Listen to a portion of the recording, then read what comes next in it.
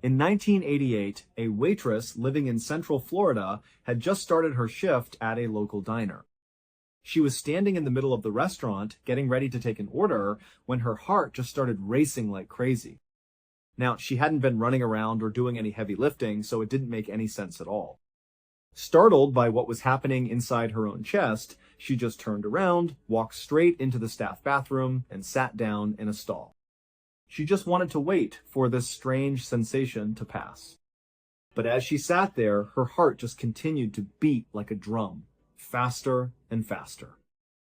And then she began to feel a strange tingling sensation in her feet, which started to crawl up into her arms. And it was at that moment that a terrifying thought crossed her mind. She realized she might be having a heart attack. Except she wasn't. Something much, much worse was happening to her. Peggy Carr's life had never been particularly easy. She was born back in 1947 in a very small rural town in Central Florida. Her parents were both deaf and had almost no money, so from a very young age, Peggy had to go to work to help support the family. But the only jobs she could find were either extremely low paying or they were just outright dangerous. She worked overnight shifts at isolated truck stops on deserted highways, often waitressing there all by herself. But Peggy never once complained about her job prospects. She just took whatever work was available because she knew her family needed the money. And whenever she was working in one of those dangerous environments, she would intentionally put on this very tough exterior. She did it to make sure no one would even think about trying to take advantage of her. And despite her small stature, she quickly developed a reputation among her coworkers as somebody you did not want to mess with. Peggy didn't take any nonsense from anybody. But while this kind of prickly outer shell protected her from potential predators, it also had a way of warding off potential romantic partners. A lot of men might have been interested in her, but they were kind of intimidated when they tried to talk to her. Eventually, one man did manage to cut through Peggy's defenses. They fell in love, got married, and they had 3 kids together. And for a while, everything was great. Until it wasn't. The marriage eventually crashed and burned, and so by the mid-1980s, Peggy was in her mid-30s, a divorced mother of 3 teenage children, and she was working overtime at a local diner just to barely make ends meet.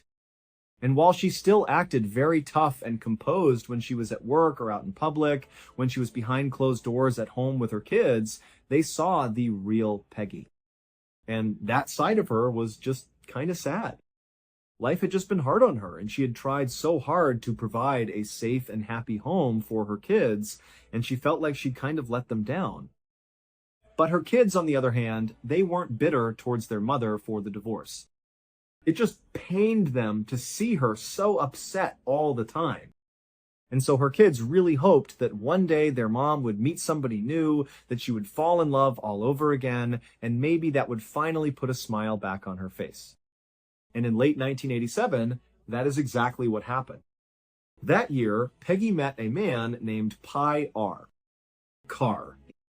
Pi, which was his nickname, was a lot like Peggy. He was a recently divorced single father of 2 teenage children. He didn't take nonsense from anyone, and just like Peggy, he had been forced to start working at a fairly young age. When Peggy met him, he was living with his 2 kids in another tiny Central Floridian rural town called Alturas. He was the foreman of a local phosphate mining company there. Phosphate is a chemical that has a lot of industrial and consumer uses. So Peggy and Pi, they started dating, and right away, Peggy's kids noticed this huge shift in their mother. I mean, now she was all smiles, she was so happy. It seemed like Pi was the knight in shining armor that had come to save the day. And then, just a couple of months later, in April of 1988, Pi and Peggy got married, much to their children's excitement.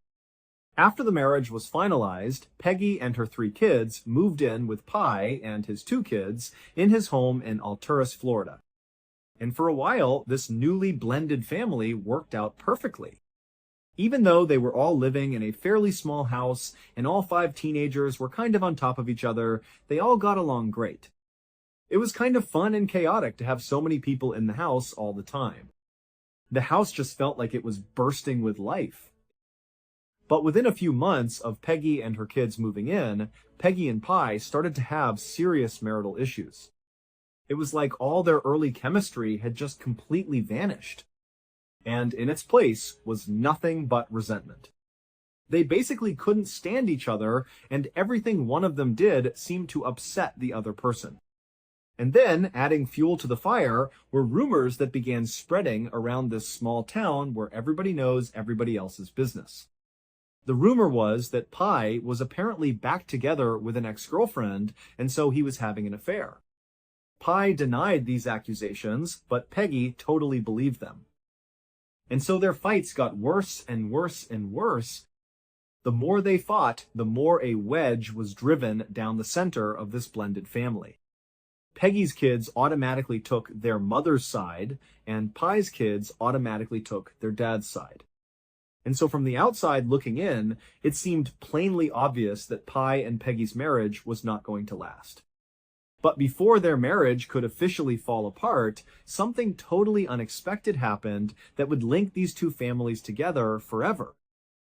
In late October of 1988, about 7 months into Peggy and Pi's now very rocky marriage, Pi suddenly got up one morning and just told Peggy he was leaving for the whole day to go hunting.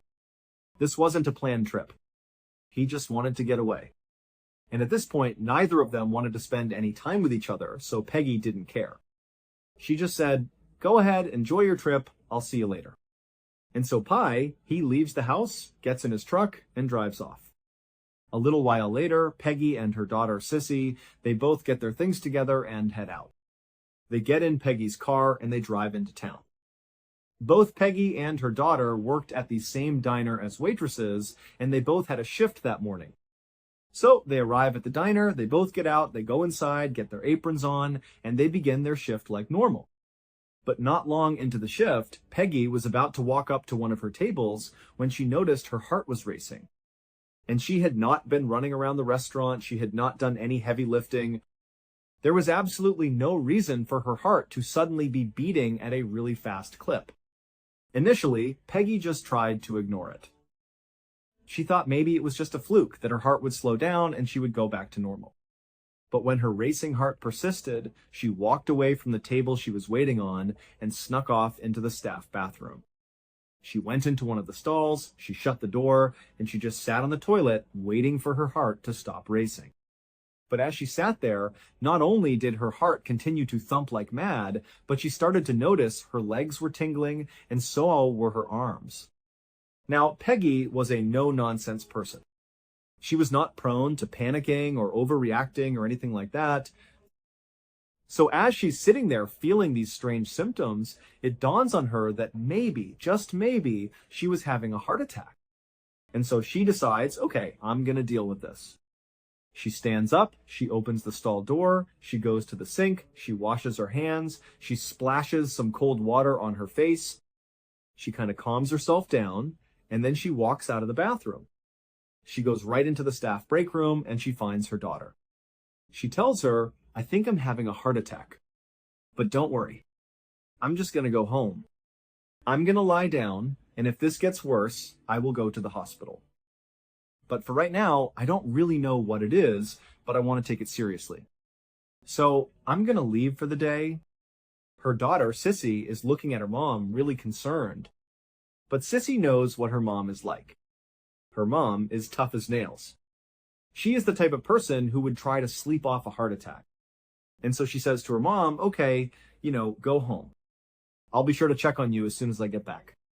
And please call me if anything changes." And so Peggy, whose heart was still racing and whose arms and legs were still tingling, she told her daughter, everything's going to be fine. And then she told her manager that she was leaving for the day. Peggy slipped out the back door, she got in her car, and she drove back home. When she got there, the house was empty. So she just went inside, made her way to her bedroom, and she lay down in her bed to try to get some rest. That afternoon, Peggy's son, Dwayne, came home from high school. And when he walked inside, he found his mother laying down in her bed. This was very unusual for Dwayne. His mother never took naps. In fact, he could not recall a single time ever that he saw his mom napping, not even when she was sick. And so, concerned, he went into her bedroom. She was facing away from him, so he kind of gently jostled her awake. And when his mom rolled over to face him, her face was pale, she was sweating. She obviously had not been sleeping. She was gritting her teeth, and it looked like she was in a lot of pain or some sort of extreme discomfort. And he said, "Mom, geez, are you okay?" And she would say to him, "Oh no, I'm fine. I'm just sleeping something off. I got something going on. I think I have a flu or something. I don't know. I took off from work, so I'm just sleeping it off." And so Dwayne, he knows his mom is tough as nails. And if she says she's going to sleep something off, then she'll probably be just fine. So Dwayne said, "Okay, well, let me know if you need anything." And so Dwayne began to walk away. But his mother would actually call him back, and she would level with him. She would tell him that actually something is really wrong here. She said she felt like someone had poured fire down her veins, in her arms, and in her legs, and that it was excruciatingly painful. And so Dwayne is hearing his mother say this, and he knows his mother is not the type of person to complain or exaggerate or anything. She is just straight, no nonsense. And so for her to say this is the most excruciating pain she's ever been in, and she's laying in bed unable to move, he knew this was really, really serious. So Dwayne began telling his mom that she had to go to the hospital. He said, "We need to get Pi here to drive you, or we need to call an ambulance, but something needs to be done here." But despite the pain she was in, Peggy was still a little bit hesitant about it. She thought maybe she could still just sleep it off. But as they're having this kind of back and forth about what to do, Pi returned from his hunting trip. He came into the house, and right away, Dwayne ran over to him. He explained to Pi, "Hey, this is not normal. My mom never, ever acts this way. She never complains. This is really serious. You gotta take her to the hospital." But Pi would actually say, "She's fine. I'm sure she just has a fever or maybe the flu. Man, she'll sleep it off." But when he walked into the bedroom and he saw his wife looking so horrible and literally squirming in pain, he relented and said, "Okay, I'll take her to the hospital." And so Pi would have to literally carry Peggy out of the house, put her in his truck. He drove her to the hospital and then had to carry her into the hospital. And by the time Peggy was under a doctor's care, she could no longer talk. She was just moaning in agony from this excruciating pain in her limbs. Her heart was still racing, and she was nauseous, and she was vomiting. I mean, she was really spiraling, and quickly. And so after she was admitted, the doctors turned to Pi and to Dwayne and to Sissy and the other family members that had gathered, and they asked them, "Do you have any idea what could have caused this?" And they all said no. She just suddenly started feeling this way. So the doctors, who were unable to ask Peggy anything because she was in such blinding pain she couldn't even talk, they just began running her through a wide-ranging series of tests to try to figure out what was going on. But when these results began coming in, either she was negative for the thing they were testing for, or the tests just came back saying that everything was normal. So they're looking at Peggy, seeing her completely falling apart, yet none of their tests revealed anything was wrong with her. And so they were at a complete loss. They didn't know what was wrong with her. And so, without a better option, they just put Peggy into a hospital room and began monitoring her. And sure enough, after being in the hospital for 3 days, Peggy's symptoms started to come down. While she wasn't back completely to her old self, she was able to speak again, she was able to eat and drink water and move around. She was still very uncomfortable, her heart would still race periodically, and she would get fits of pain in all of her extremities, but overall, she felt like she was really improving. And so after 3 days, she was discharged from the hospital. Peggy and her family drove back to their home, and initially, everything was okay.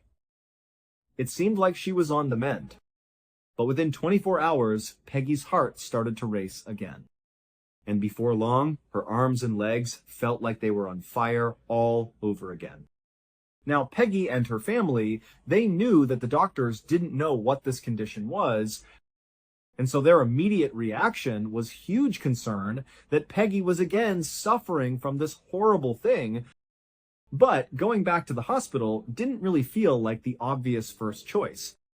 In fact, the obvious first choice, at least for Peggy, was just to stay at the house and try to wait it out the same way she had waited it out at the hospital. But over the next several days, despite laying in bed and resting as much as she could, her symptoms did not get any better. They got worse and worse and worse. It got to the point where she was literally completely bedridden, and all she could do was just shake and periodically scream into her pillow from all the pain she was experiencing in her extremities. And so finally, on October 30th, which was 10 days from the first day that Peggy felt these strange symptoms at the diner, her family decided, you know what, enough is enough. She obviously is not able to just sleep off whatever this is. And so they called an ambulance, which rushed her to the hospital. And when she got there, the doctors, they remembered her from the week before. So they understood this was a bit of a mystery. But just in case, they ran the exact same battery of tests on her to see if maybe now there was some other indication of what this was. But again, all of the tests came back, and they either came back negative or inconclusive or just showed that nothing was physically wrong with her. The doctors even ran her through some tests for poison, thinking, maybe she accidentally ingested something toxic, and that's what was causing all of this. But those tests as well came back negative. And so, totally stumped, the doctors decided the only thing they could do was once again put her in a hospital room and just monitor her.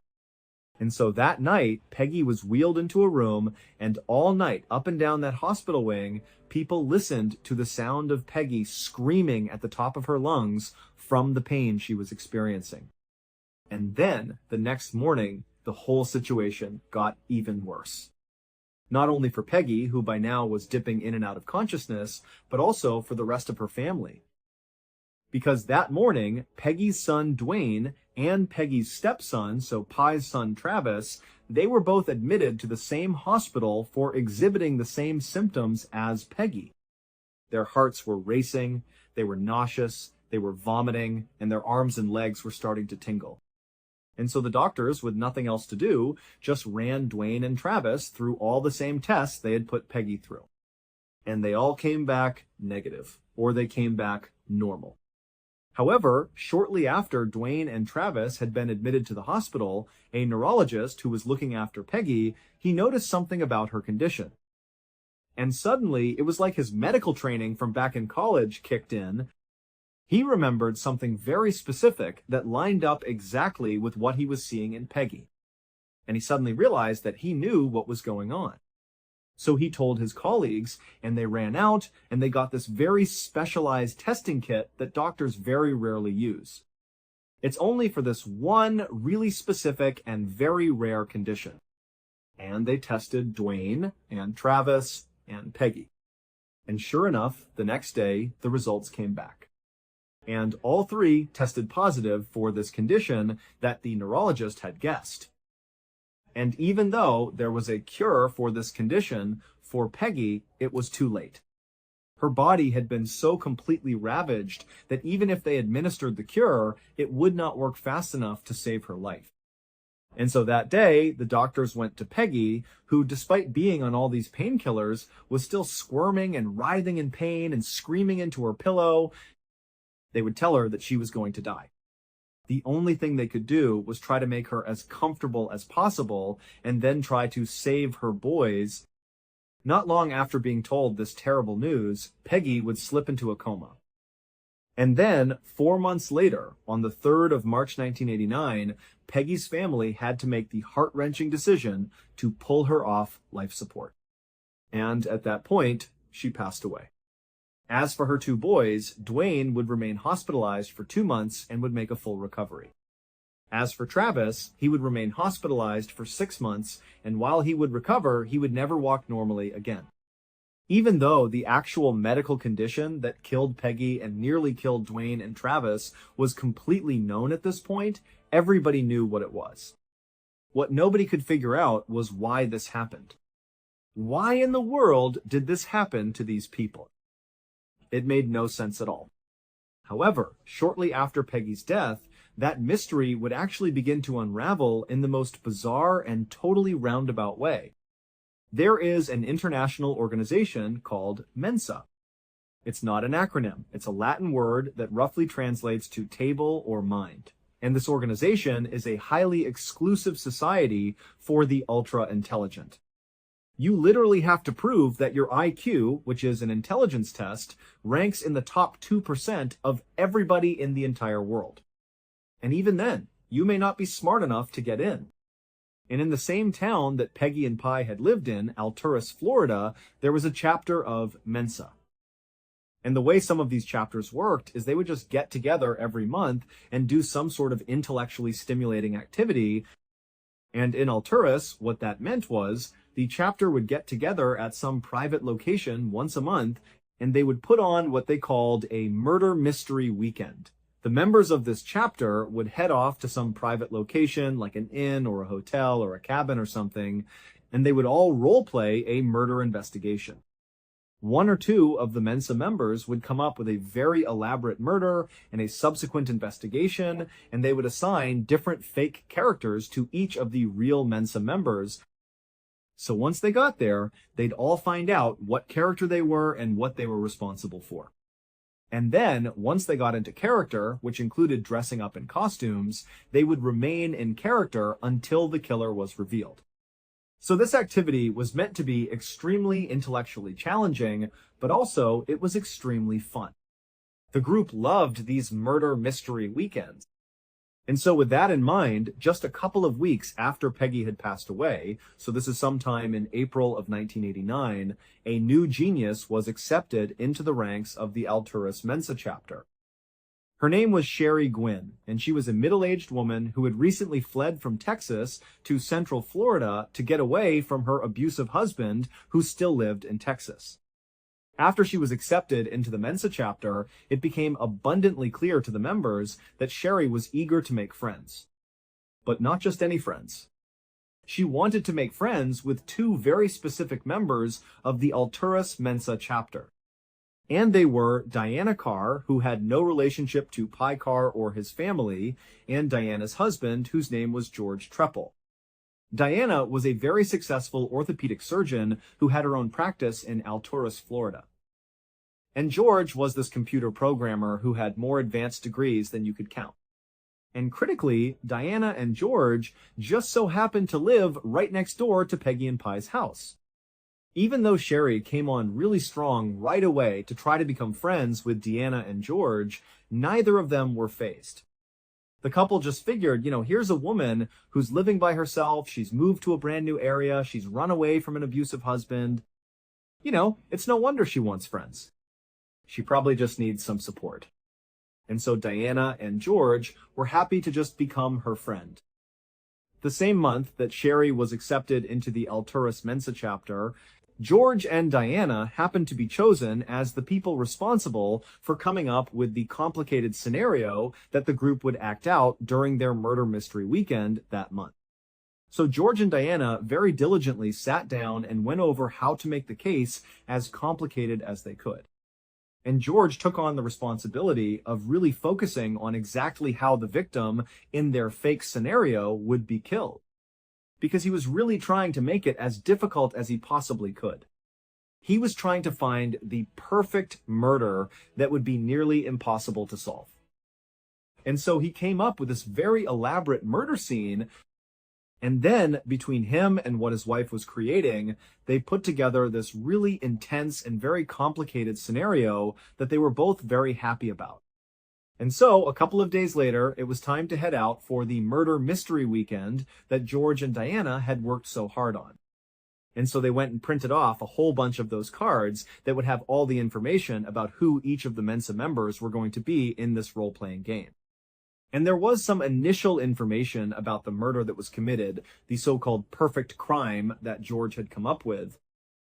And so they printed all those cards out, they grabbed their costumes, they packed their stuff up, they hopped in the car, and they drove to the nearby inn where they met up with the rest of the Mensa members, which included Sherry. So they get to this inn, everybody checks in, and then afterwards, they all meet up in the lobby where George and Diana hand out their cards that have the information about the role-playing game. And so everybody's reading it and figuring out what they're going to do with their character. And everyone's also looking at the so-called perfect crime that George had come up with that he was also very proud about. And he was kind of boasting to the audience about how difficult this weekend was going to be. He really came up with the perfect crime. And so as all the members are reading their cards, Sherry would see the murder weapon used in this game, and she would become fascinated with it. She would make a point of going over to George and asking him lots and lots of questions about how he came up with this particular choice of a murder weapon and what actually happens when this is used on a person, not just in the game, but in real life. It was like Sherry had become obsessed with this exact form of murder. She was so interested in it. And George, he was immediately aware that Sherry was kind of unnaturally interested in exactly how he had come up with the scheme. But in a way, it was kind of flattering for George, because he had spent a lot of time constructing it to make it as complicated as he could. And so he indulged Sherry, and he sat there and told her everything about this particular weapon and what it does to the human body and, how you can get it and what the history of this weapon was. And the whole time, Sherry is just totally locked in. I mean, she's really focused on this particular style of murder. So that murder mystery weekend would eventually come to an end, and all the Mensa members would think it was great, and they would head home. And then, over the course of nearly a year after that, Sherry would be a near constant in George and Diana's lives. I mean, she was always around them. She always wanted to meet up with them. She was always talking to them and asking them questions and calling. And anytime she was with them, she always wanted to be with George. And when she was with George, a lot of times she would bring up that very particular murder method that he had come up with for the murder mystery weekend. And George just continued to think this was just the greatest thing. It was so flattering that she thought he was so smart that he had come up with the perfect crime. And so anytime she wanted to talk about it, he would just indulge her because it made him feel really good. And if George and Diana had seen any red flags in Sherry with her behavior towards them, they certainly didn't show it. They basically were operating under the assumption that Sherry, no matter what, was just this helpless, harmless person who had come to Central Florida, and she was trying to be their friend, and so they should try to be her friend back. But, as they would soon find out, they were very, very wrong about Sherry. In December of 1989, so roughly 8 months after George and Diana had first met Sherry, Diana decided she wanted to move her medical practice from Alturas to a neighboring town called Sebring. And the drive from where their house was in Alturas to where her new office was going to be was just far enough that it made sense for George and Diana to relocate to Sebring. And when Sherry discovered that the couple was moving, she immediately called George and said, "Please let me rent out your house. I don't have a place to stay. I've been staying with friends. I'll pay whatever rent you want." And as it happened, George and Diana had actually talked about keeping the house and renting it out. And so it was actually a pretty easy decision. They trusted Sherry. And so they said, "You know what? That's fine. You can rent out the house for a couple of months, and then we'll decide if this is a long-term solution or not." And within just a couple of hours, Sherry was on Diana and George's doorstep with a sleeping bag and a small bag of toiletries ready to go inside.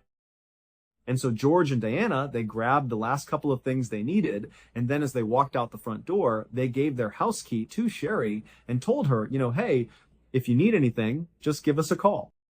And then George and Diana, they climbed into their car. And as soon as they had driven off and were out of view, Sherry dropped her things, she kind of looked around, and then she ran inside of the house. And just minutes later, practically the entire Alturas Police Department came crashing through that front door after Sherry. And within an hour, the police department would find something that would not only reveal the true identity of Sherry and her true intentions, but it would also reveal the truth about what happened to Peggy and her family. A couple of days before Peggy first started feeling bad, when her heart started racing and her arms and legs began tingling at the diner, a couple of days before that, someone had placed 8 Coca-Cola bottles, so full sodas, glass bottles, inside of Peggy and Pi's kitchen. And they set these 8 drinks kind of tucked away inside of a storage nook. A couple of days later, the family discovered these sodas, but they didn't think anything of it. They just figured somebody else in the family had bought them and left them in the kitchen, and so they were fair game. So before long, Peggy and the rest of her family were drinking these Cokes. But Peggy, who was notorious for loving Coca-Cola, drank way more than anybody else. Well, it would turn out all 8 of those Coca-Colas had been tampered with. They all contained a significant dose of the heavy metal called thallium. Thallium is odorless, it's colorless, it's tasteless, and even though there are very small trace amounts that naturally occur inside of our bodies, if there's even a little bit more than that inside of our bloodstream, it becomes lethal. And so when Peggy was admitted to the hospital the second time around, the same time that Dwayne and Travis were also admitted, that neurologist who was looking at Peggy, what he noticed about her condition was that her hair was starting to fall out. And that's when it clicked for him. He had this flashback to his medical training where he was taught about thallium poisoning, and one of the key symptoms was hair loss. The other symptom was extreme pain in the extremities. And so the neurologist and his colleagues went and got a thallium test kit, and they tested Dwayne and Travis and Peggy, and they all came back positive for thallium poisoning.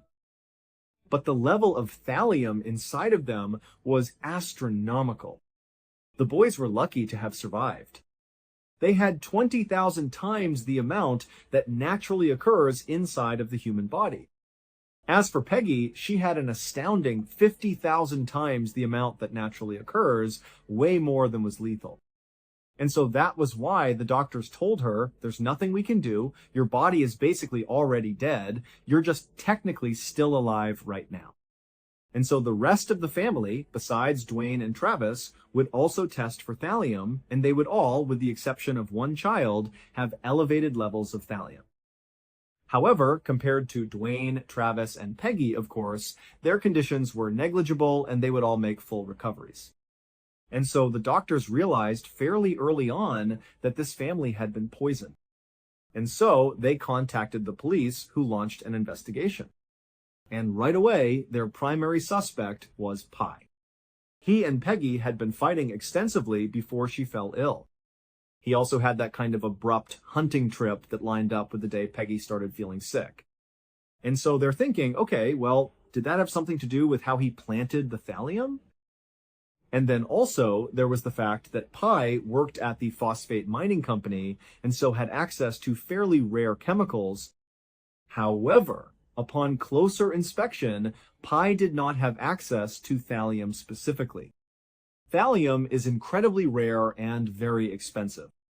And it just seemed odd that he would use thallium to poison and kill his wife, but he would also poison himself and his son, who he adored.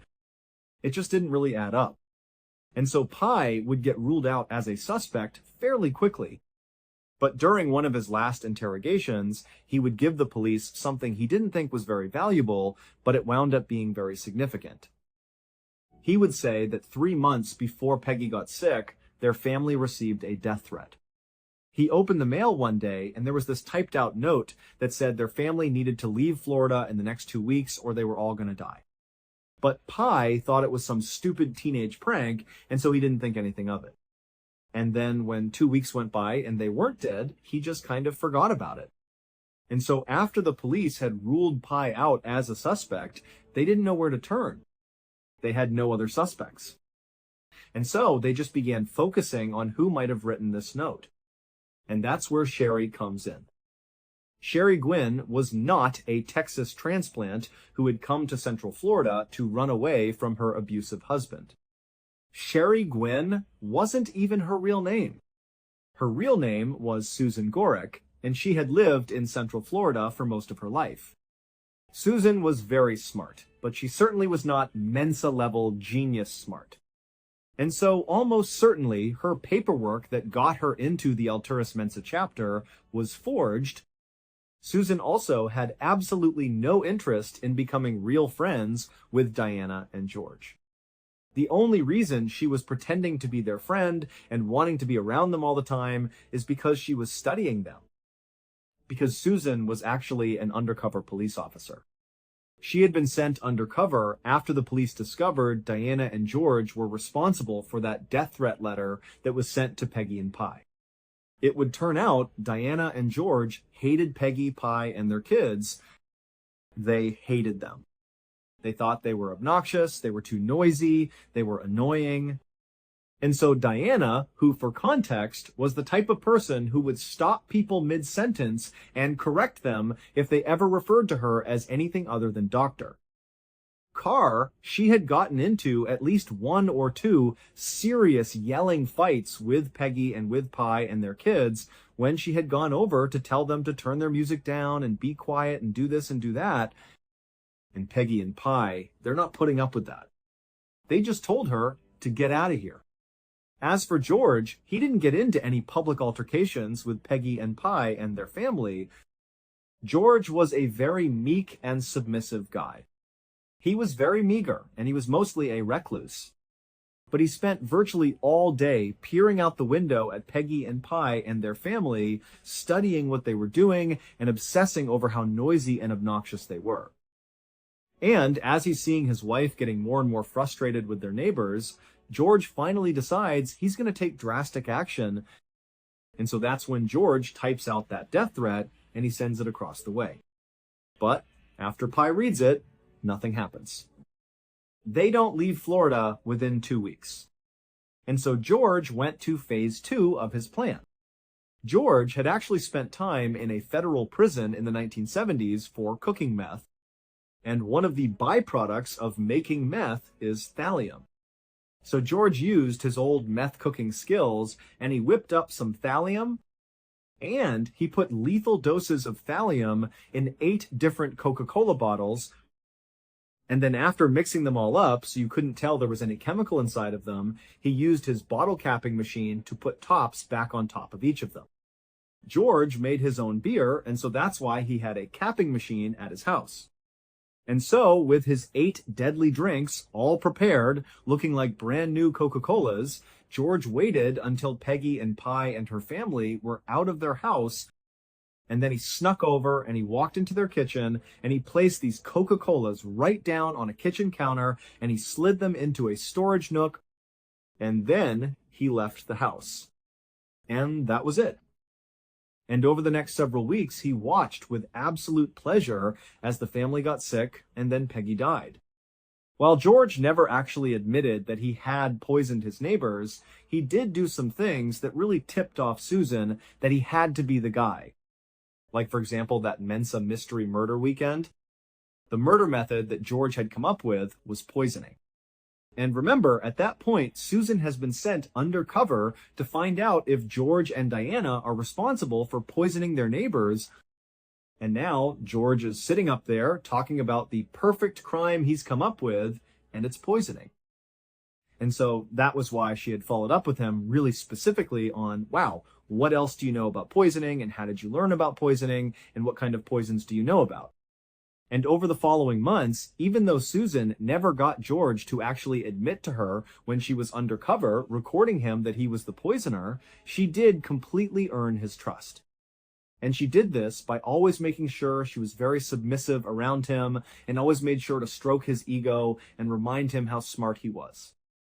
I mean, George was used to being in a relationship with Diana, who was extremely overbearing and kind of kept him under her thumb.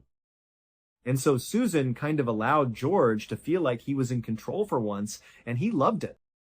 And so he completely trusted Susan to the point where when he and Diana were going to move out of Alturas, they were willing to rent their house to Susan.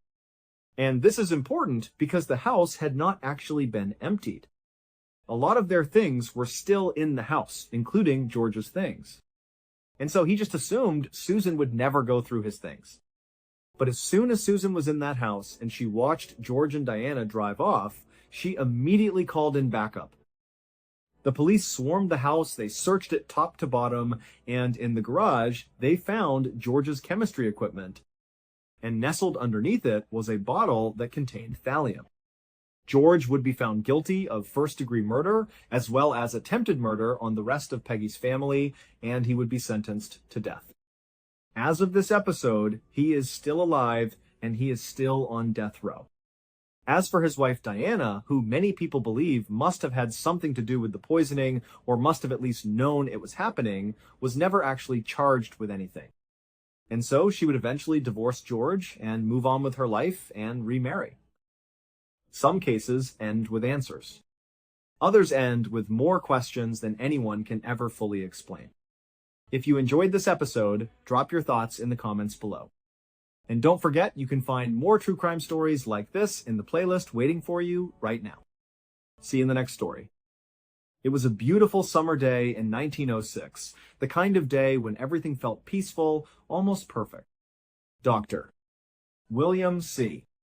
Clark and his wife Harriet were driving through the quiet roads of Northwest Connecticut, not just in search of a beautiful view, they are looking for an escape.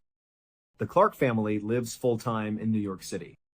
And compared to what they are used to, this place feels like a completely different world.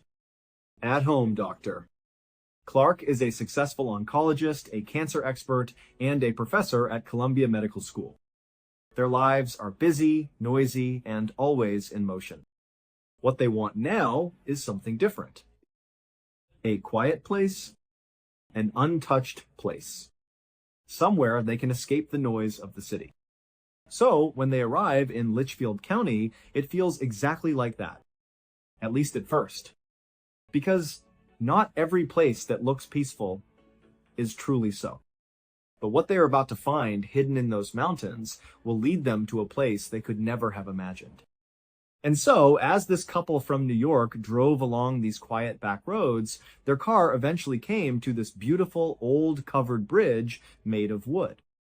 They drove across it, and as they came out the other side, a new view opened up to them. Off to their right, a huge mountainside rose up, and high on that mountain was a vast, shaded, beautiful forest.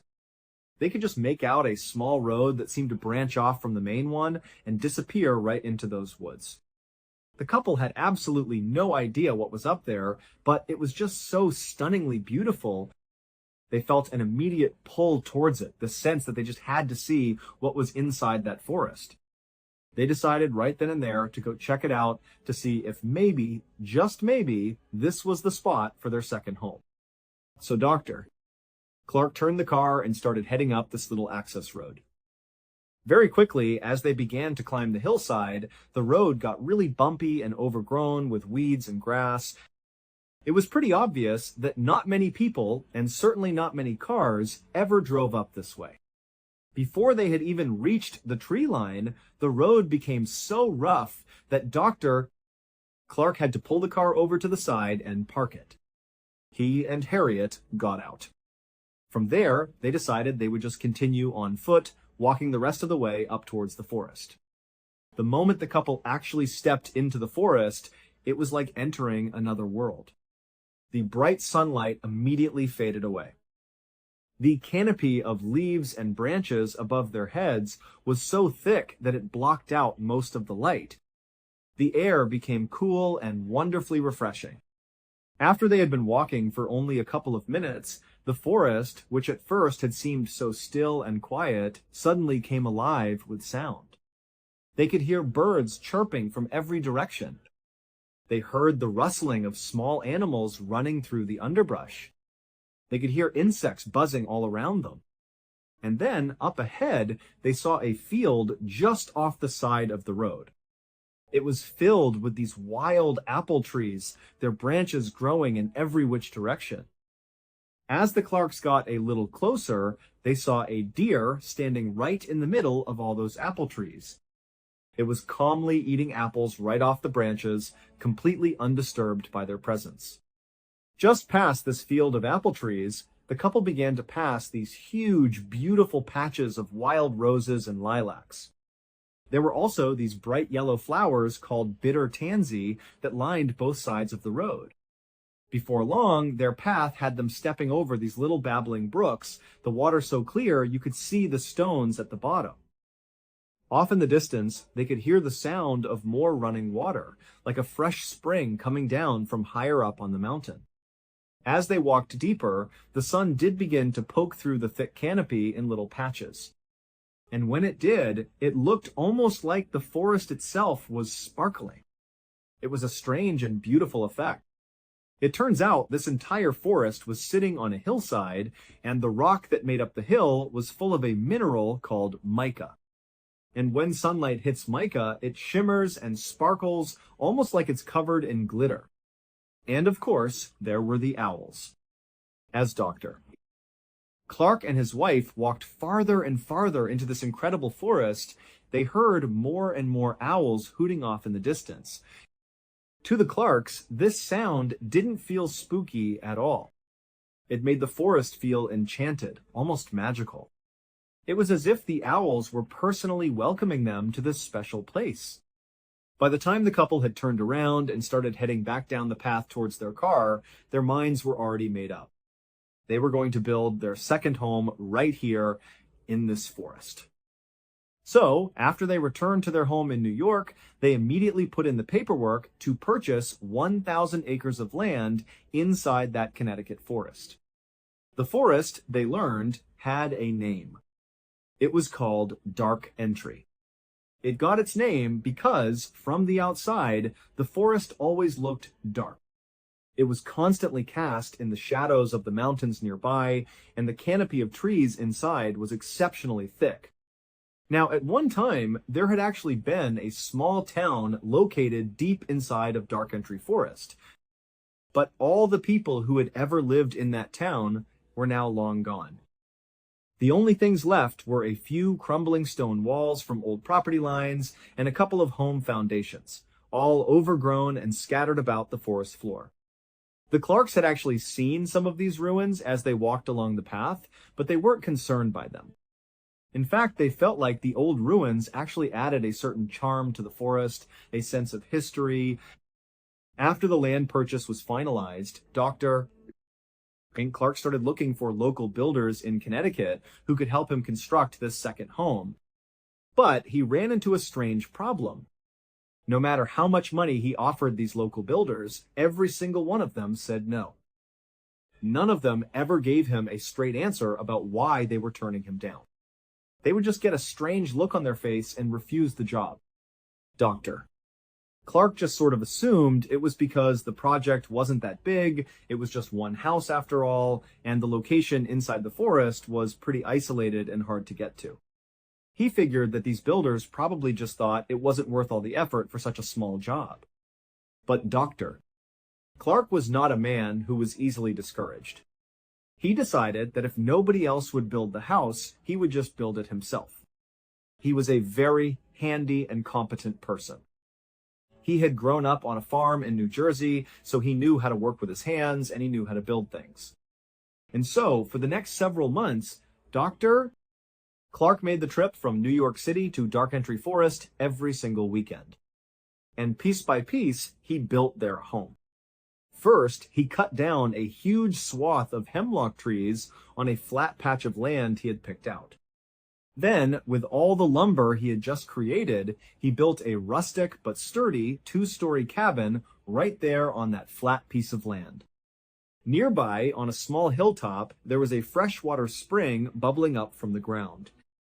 So he laid piping all the way from that spring down into his new cabin so that they could have fresh running water. And at the bottom of another nearby hill was a beautiful brook. Dr.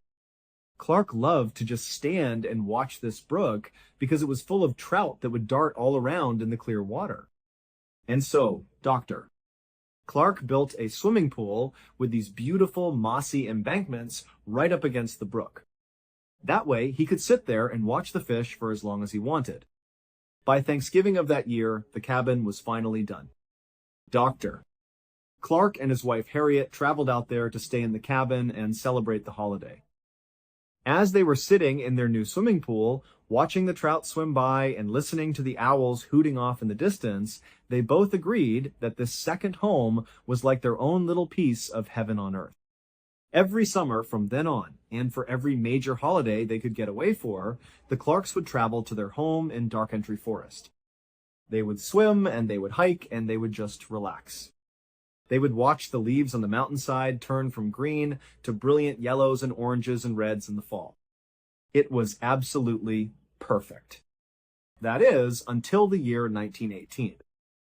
That summer, the couple was staying at their second home in the forest when Dr. Clark was suddenly called back to New York. There was a medical emergency that he had to attend to.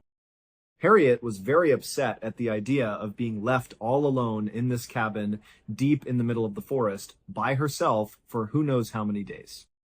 And so, when she dropped her husband off at the nearby train platform, she made him promise that he would come back as soon as he possibly could. He told her he would, of course. And then Dr. Clark got on the train, and it took off. Harriet just stood there on the platform with her arms crossed, watching the train as it chugged along and disappeared into the distance. From his comfortable seat on that train, Dr. Clark had no idea that his wife was about to endure an absolute nightmare while he was gone. When the Clarks bought their 1,000 acres in Dark Entry Forest, they did almost no research on the forest itself or the surrounding area.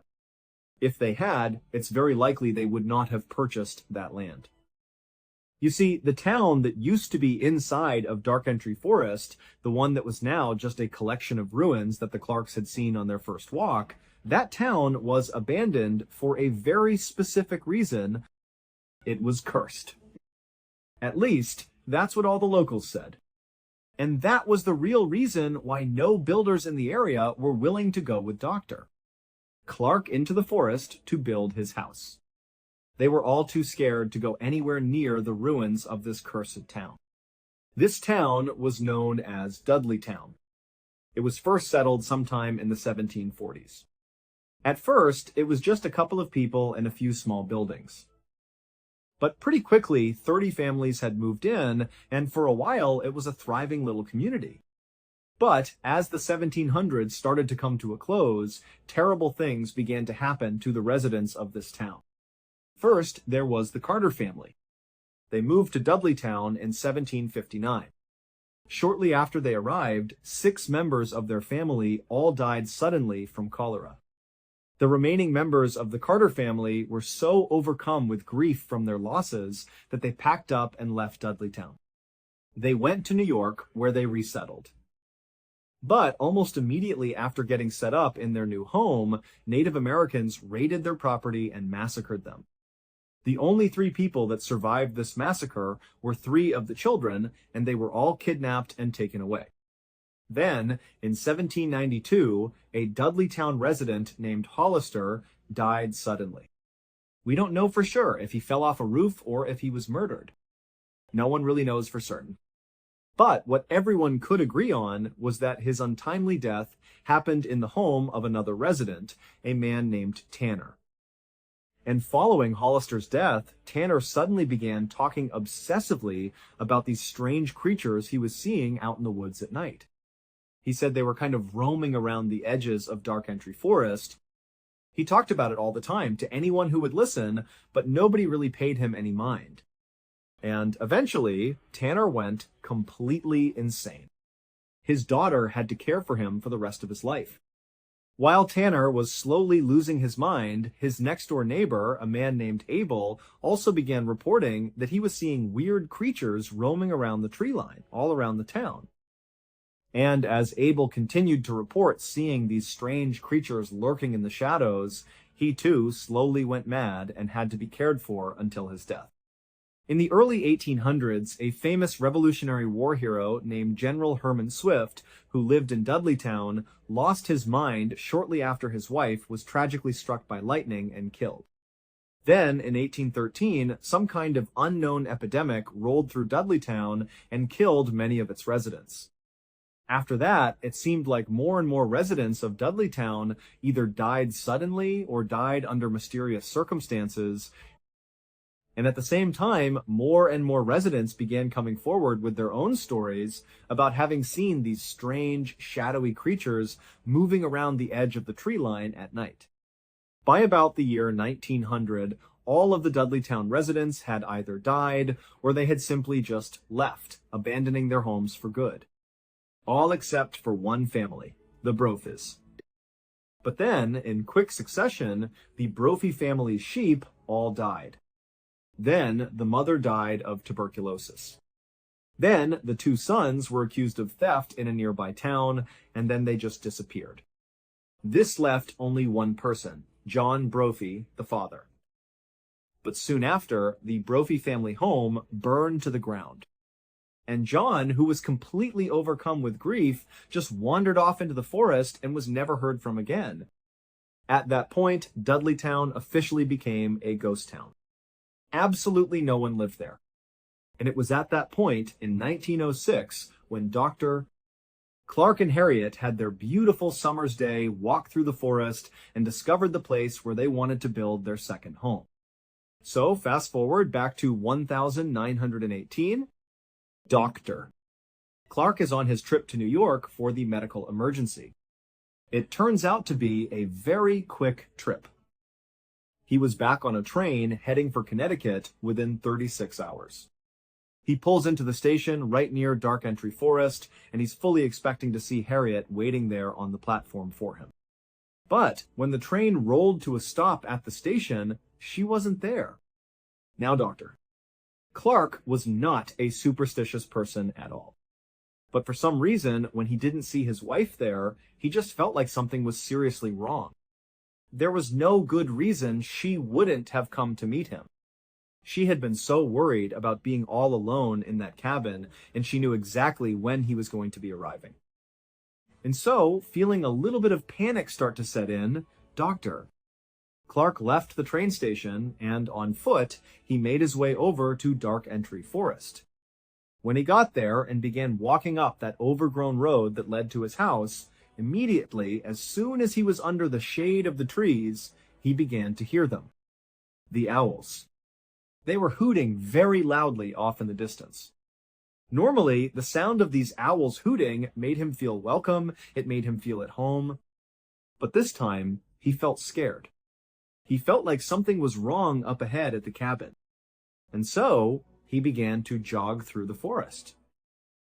It was getting dark under the trees, and all he could hear was the sound of these owls, and the sound was getting louder and louder and louder with every step. Finally, he reached the clearing where his property was. And at this point, the sound was a cacophony of owls hooting practically right on top of him. He looked up the small hill towards his house, and he saw that the front door was slightly open. And so now, with his heart racing, wondering what on earth was going on with his wife, Doctor, Clark ran up to his front porch. He got to the door, and he flung it open the rest of the way. And then, right before he could step into his own house, a sudden, high-pitched noise began from up on the second floor. It was so loud and so startling that Dr. Clark just froze right where he was. The noise of the owls all around him in the woods was deafening, and now there was this new noise from inside the house. He just stood there, paralyzed, unsure of what to do. As he's standing there trying to get the courage to go inside and investigate, he suddenly realizes what that high-pitched noise is. It's the sound of maniacal, insane laughter, and it was coming from the second floor. Sensing that his wife had to be in danger, the doctor charged up the nearby steps to the second floor. He could tell that this laughter, this high-pitched, unhinged laughter, was coming from their master bedroom. And so he ran down the short hallway. He got in front of the closed door that led into the bedroom. He took a breath, and he slowly pushed it open. And there, in the back corner of the room, was his wife. She was on the ground, rolled up in a ball, and she was facing the door. Her hands were clenched into tight fists. Her eyes were wide open and completely unblinking. And her mouth was open wider than he thought was humanly possible. And as he's staring at his wife, trying to understand what is happening, he realizes that this insane, high-pitched laughter is coming from her. But it didn't even look like it was coming out of her. Her chest was just heaving up and down, but her mouth was just staying wide open, and this horrible laughter was just pouring out of her. The doctor just stood there watching his wife, who was staring directly into his eyes, and finally he got so scared that he turned around and he ran. During the 36 hours that Dr. Clark was away in New York, something happened to his wife. We don't know what it was, but whatever it was, it caused her to completely lose her mind. The only thing she would ever talk about after that day was the strange creatures she saw out in the forest. By some accounts, Harriet spent the rest of her life in a mental asylum. By other accounts, she went back to New York with Dr. Chris Clark, where she eventually took her own life. Today, Dudleytown is not only still abandoned, but it is also illegal to visit. It's on private property. However, people do still sneak into Dudleytown to walk around the old ruins. And many of them have reported feeling these strange pockets of cold air where there shouldn't be any. Others have said that as they've been walking, they've felt phantom hands slap them and push them. Some have said they've taken photographs inside of Dark Entry Forest near Dudleytown, and they've captured strange shadowy figures in the pictures that they couldn't see with their own naked eye. The famous paranormal investigators Ed and Lorraine Warren even shot a special series in the 1970s inside of Dark Entry Forest. And they declared that the entire area around Dudleytown was demonically possessed. And that's where we will stop today. Because whether you believe in this or not, one thing is certain. There are places that carry stories that are not easily let go. If you liked this episode, thank you for watching. I truly appreciate you taking the time to be here. Have you ever heard stories about Dudleytown, Dark Entry Forest, or any other places that feel like they don't belong on the map? Feel free to share them in the comments. I have read a lot of them. Just be careful where your curiosity leads you. See you again. In the spring of 2013, a young woman named Melissa finally moved out of her mother's house and into a place of her own. At first, it felt like freedom. A quiet home across town, a space that was entirely hers. No one to answer to, no one watching over her, no one telling her what to do. For the first time in her life, she could truly be alone. Or at least, that's what she thought. Because even in those first few weeks, there was something about the house that didn't feel completely empty. It was subtle, almost easy to ignore. The kind of feeling you brush off as imagination. Like the sense that you're not the only one in a room, even when you are. At night, she would sometimes pause in the middle of a task and just listen. Not because she heard anything obvious, but because she felt like she should. Like something might be there if she waited long enough. And then, about 3 months after moving in, things started to get a little bit worse. At first, it was the phone calls. Her phone would ring at random times during the day from unknown numbers. When she answered, there was never anyone speaking. Just silence. And sometimes, something worse. The sound of someone breathing on the other end of the line. And that was only the beginning. Then the flowers started arriving. Huge, beautiful bouquets would just appear on her front step. They were always anonymous, with no card or note to indicate who they were from. While a secret admirer might sound romantic to some, for Melissa living alone, it felt unsettling. Who was sending these? And how did they know her new address so well? She asked her friends, her family, her coworkers, but everyone said it wasn't them. The mystery just deepened, leaving her with a sense of being watched. Around the same time, she started noticing that small items from her kitchen and living room were going missing. It was never anything valuable. It would be a single plate from the drying rack or one of the coasters from her coffee table. A salt shaker vanished from her counter. Then a fork and a knife from her silverware drawer disappeared. They were such small, insignificant things, but because she lived alone, their absence was glaring. She was the only one in the house, the only one who moved these things. She would search everywhere, thinking she must have misplaced them, but they were simply gone. It felt like her own mind was playing tricks on her, and a seed of doubt began to grow. Was she just being forgetful? Melissa had a very specific habit, a little ritual she performed every single night without fail. Before she went upstairs to bed, she would walk over to her living room television and unplug it from the wall. She had this irrational fear that if she left it plugged in overnight, some kind of electrical surge could happen, sparking a fire that would burn her house down while she slept. It was an obsessive-compulsive tendency, she knew that, but it gave her peace of mind. She was meticulous about it, never once forgetting. So one night, during this period of strange calls and missing items, she did her usual routine. She walked over to the TV, bent down, grasped the plug, and pulled it firmly from the wall socket. She saw the plug in her hand, saw the empty outlet, and then she went upstairs to her bedroom, locked the door, and went to sleep. The next morning, she got up, got ready for her day, and came downstairs. As she entered the living room, her eyes drifted over to the television, and she stopped, dead in her tracks. The TV was plugged back into the wall. Her first thought was disbelief. She must have forgotten. It was the only logical explanation. As rare as it was for her to forget her nightly ritual, it had to have happened. She must have been tired or distracted and just thought she'd unplugged it. She tried to brush it off, telling herself not to be paranoid, but the feeling of unease lingered with her all day. So that night, she was determined not to make the same mistake. She went over to the television and made a point of being extra deliberate.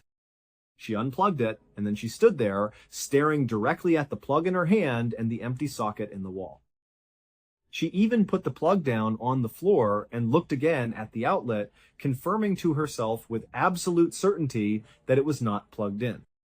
The cord was lying limp on the carpet. Satisfied, she went upstairs to bed. The next morning, as she started to walk down the stairs, a sense of dread washed over her. Her television was right at the bottom of the staircase, visible as soon as she rounded the corner. She had a terrible, sinking feeling that when she made that turn, her worst nightmare would come true. That it would be plugged in again. That something was happening on her first floor while she was asleep upstairs. She took a deep breath, turned the corner, and her heart dropped into her stomach. The TV was plugged in. This time, there was no rationalizing it away. She was horrified.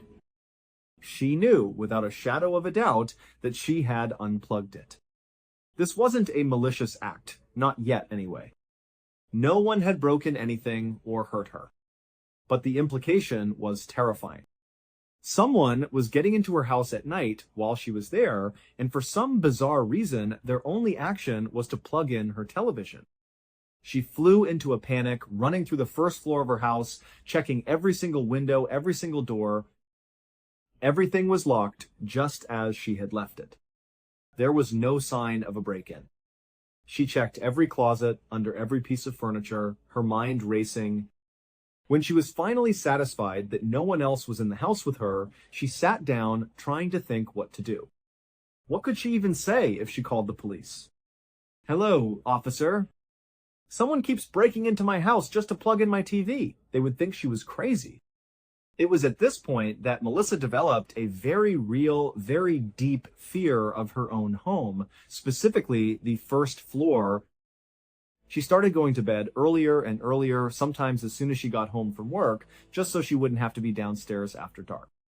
Imagine living alone in a place that's supposed to be your sanctuary, but being terrified of half of it.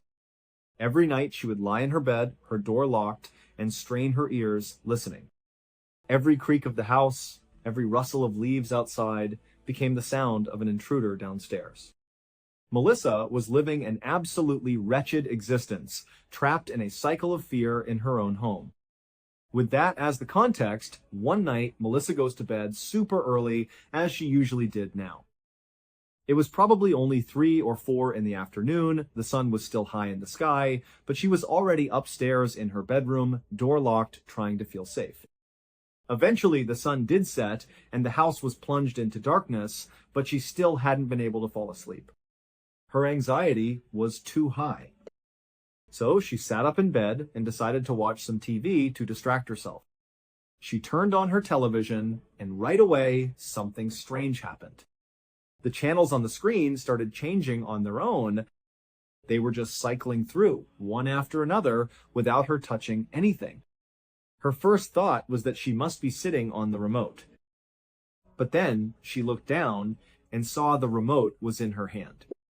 She stared at it, her fingers nowhere near the buttons, and then looked back at the TV. The channels were still flipping over and over.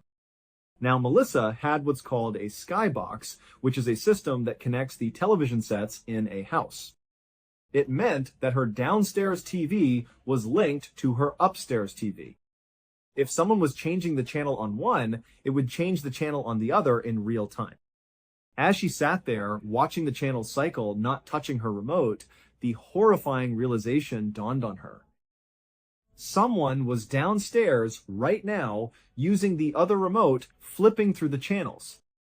She was frozen in fear. All she could think to do was to turn her own TV off. That was the one function on her remote that wouldn't affect the other television. She jabbed the power button, and her screen went black. Now, she was sitting in total darkness in a house she was already terrified of, and she was straining her ears, trying to hear any sign that would confirm her fears. Was there really someone downstairs? Or was this just a strange malfunction with the skybox? She sat there, perfectly still, listening. All she could hear was the sound of her own frantic breathing and the pounding of her heart in her chest. She couldn't hear the downstairs TV. She couldn't hear footsteps or doors opening. The house was completely silent. After what felt like an eternity of sitting there in the dark, she grabbed a pillow from her bed, clutched it to her chest, and buried her face in it. She just lay there like that, rigid with fear, until she eventually, somehow, fell into an exhausted sleep. The next morning, when she woke up, the sun was streaming through her window. It was amazing how the daylight could chase away the shadows and the fear. Suddenly, the house didn't feel so menacing. She started telling herself that it had to have been an anomaly, just a weird glitch with the skybox. She thought, I bet I go downstairs and the TV will be unplugged, just like I left it. So she cautiously made her way downstairs, and sure enough, the television was unplugged. For a moment, this confirmed her theory and brought a wave of relief. But then the doubt crept back in. The paranoia was getting to her.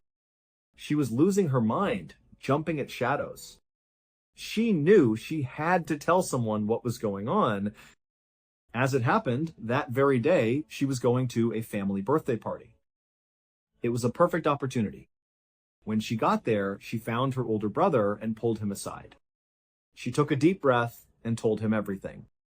The hang-up calls, the anonymous flowers, the missing items, the television being plugged back in, and finally, the incident with the skybox the night before.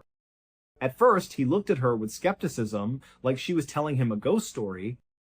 But as she focused on the specific, tangible things that were happening, like the plug being put back into the wall 2 separate times, and the channels changing, he started to see that this was more than just her imagination.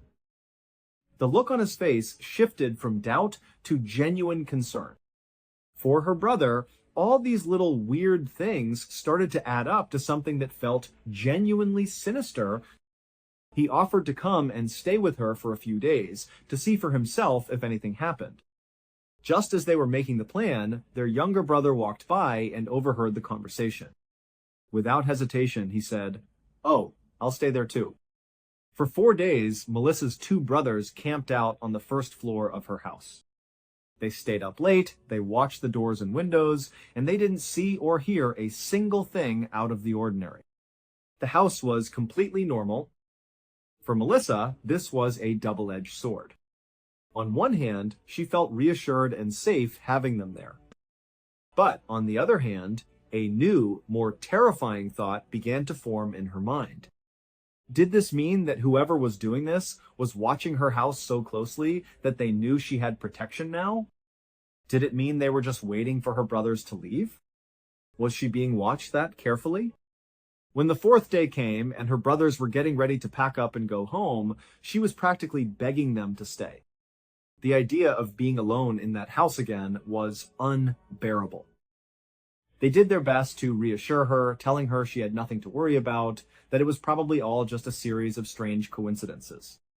They promised that if she experienced anything weird at any time of day or night, she should call or text them immediately and they would be there in a heartbeat. Although their words were meant to be comforting, she did not feel reassured at all. It was starting to get late, at least by her new standards. It was around 3 in the afternoon, and the sun was beginning its slow descent towards the horizon. She knew she needed to go upstairs to her safe room. She said goodbye to her brothers, went back into her house, and immediately began her new security ritual. She must have walked through the house 20 times, checking and rechecking every lock on every window and every door. She looked in every closet, under the beds, making absolutely sure no one was inside and that everything was secure. Finally, she went upstairs to her bedroom, locked the door, and got into bed. But just like most nights, she was so consumed by fear of what might be happening just outside her bedroom door that she couldn't sleep. She just lay there in the utter silence of her room, listening. And then she heard it. It was the unmistakable, quiet click of her back door opening. Her blood ran cold. She heard footsteps, slow and deliberate, walking through her first floor. Then she heard the television turn on. Her brothers had been watching it last, and they had left the volume turned up really, really high.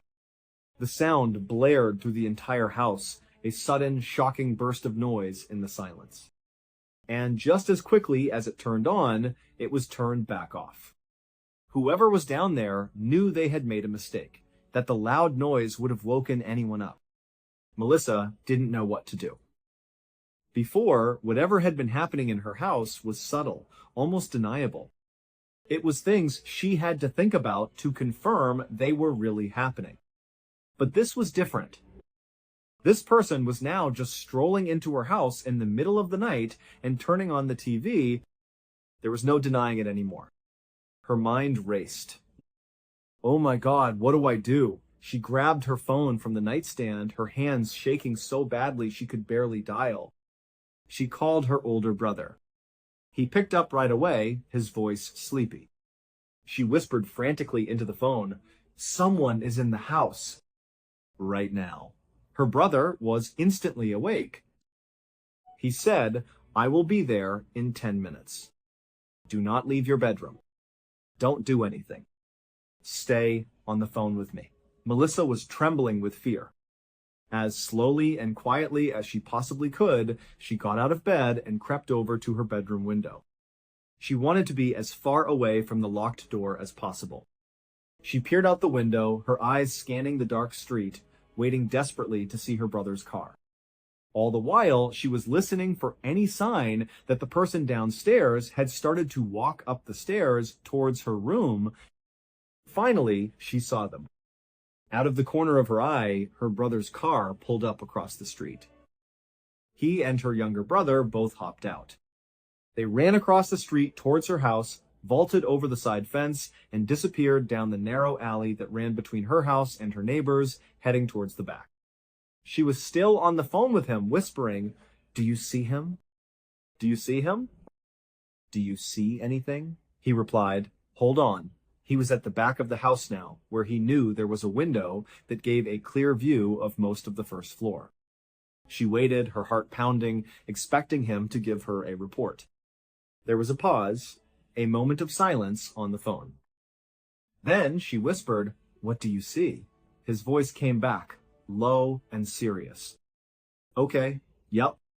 There is someone in your living room right now. I'm going to hang up and call the police. I'll call you right back." Melissa knew what she had heard was real, but to have it confirmed by her brother, to know for a fact that there was a stranger in her house, took the fear to a whole new level. She was now legitimately fearing for her life. There was an intruder right downstairs, and they had probably been coming into her house for weeks. Her brother hung up to call the police, and Melissa was left alone again, standing in her dark room, listening to a stranger walk around the first floor of her house. Because she could hear the footsteps so clearly downstairs, she made a decision. She decided she would walk over to her bedroom door and look through the keyhole. It was an old door with an oversized keyhole, and if you angled it just right, you could see a small sliver of the first floor at the bottom of the stairs. Very carefully, she tiptoed across the room to the door. As she knelt down to put her eye to the keyhole, her phone, which was in her pocket, started to ring. It wasn't on silent. It was on loud, and the ringtone shattered the silence. It was her brother calling her back. She fumbled for the phone, dropping it on the floor. It was still ringing loudly as she scrambled to pick it up and silence it.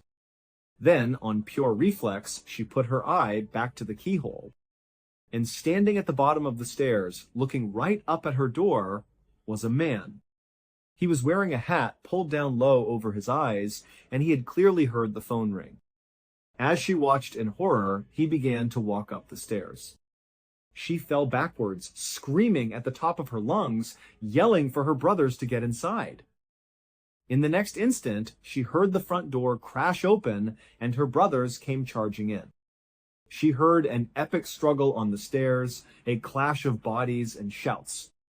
And she heard a voice she didn't recognize, the intruder's voice, screaming, "I'm sorry, I'm sorry, I'm sorry." And then it was quiet. Hesitantly, she opened her bedroom door, wanting to help if she could. She looked out and saw her brothers had the man pinned down on the stairs. He wasn't moving. She saw her younger brother was holding something in his hand. He held it up for her to see, and he just shook his head. It was a knife. The stranger in her house had been carrying a knife. Before she could even process that terrifying piece of information, her older brother reached down and pulled the hat off the intruder's head, and Melissa's world tilted on its axis. It was her mother's ex-boyfriend from 10 years ago. The same man the whole family believed had always had an inappropriate and creepy attraction to Melissa. The police arrived and took him away. He quickly admitted to everything, confessing that he had been sneaking into her house for months. He would never tell them how he was getting in, but he admitted he was there almost every single night.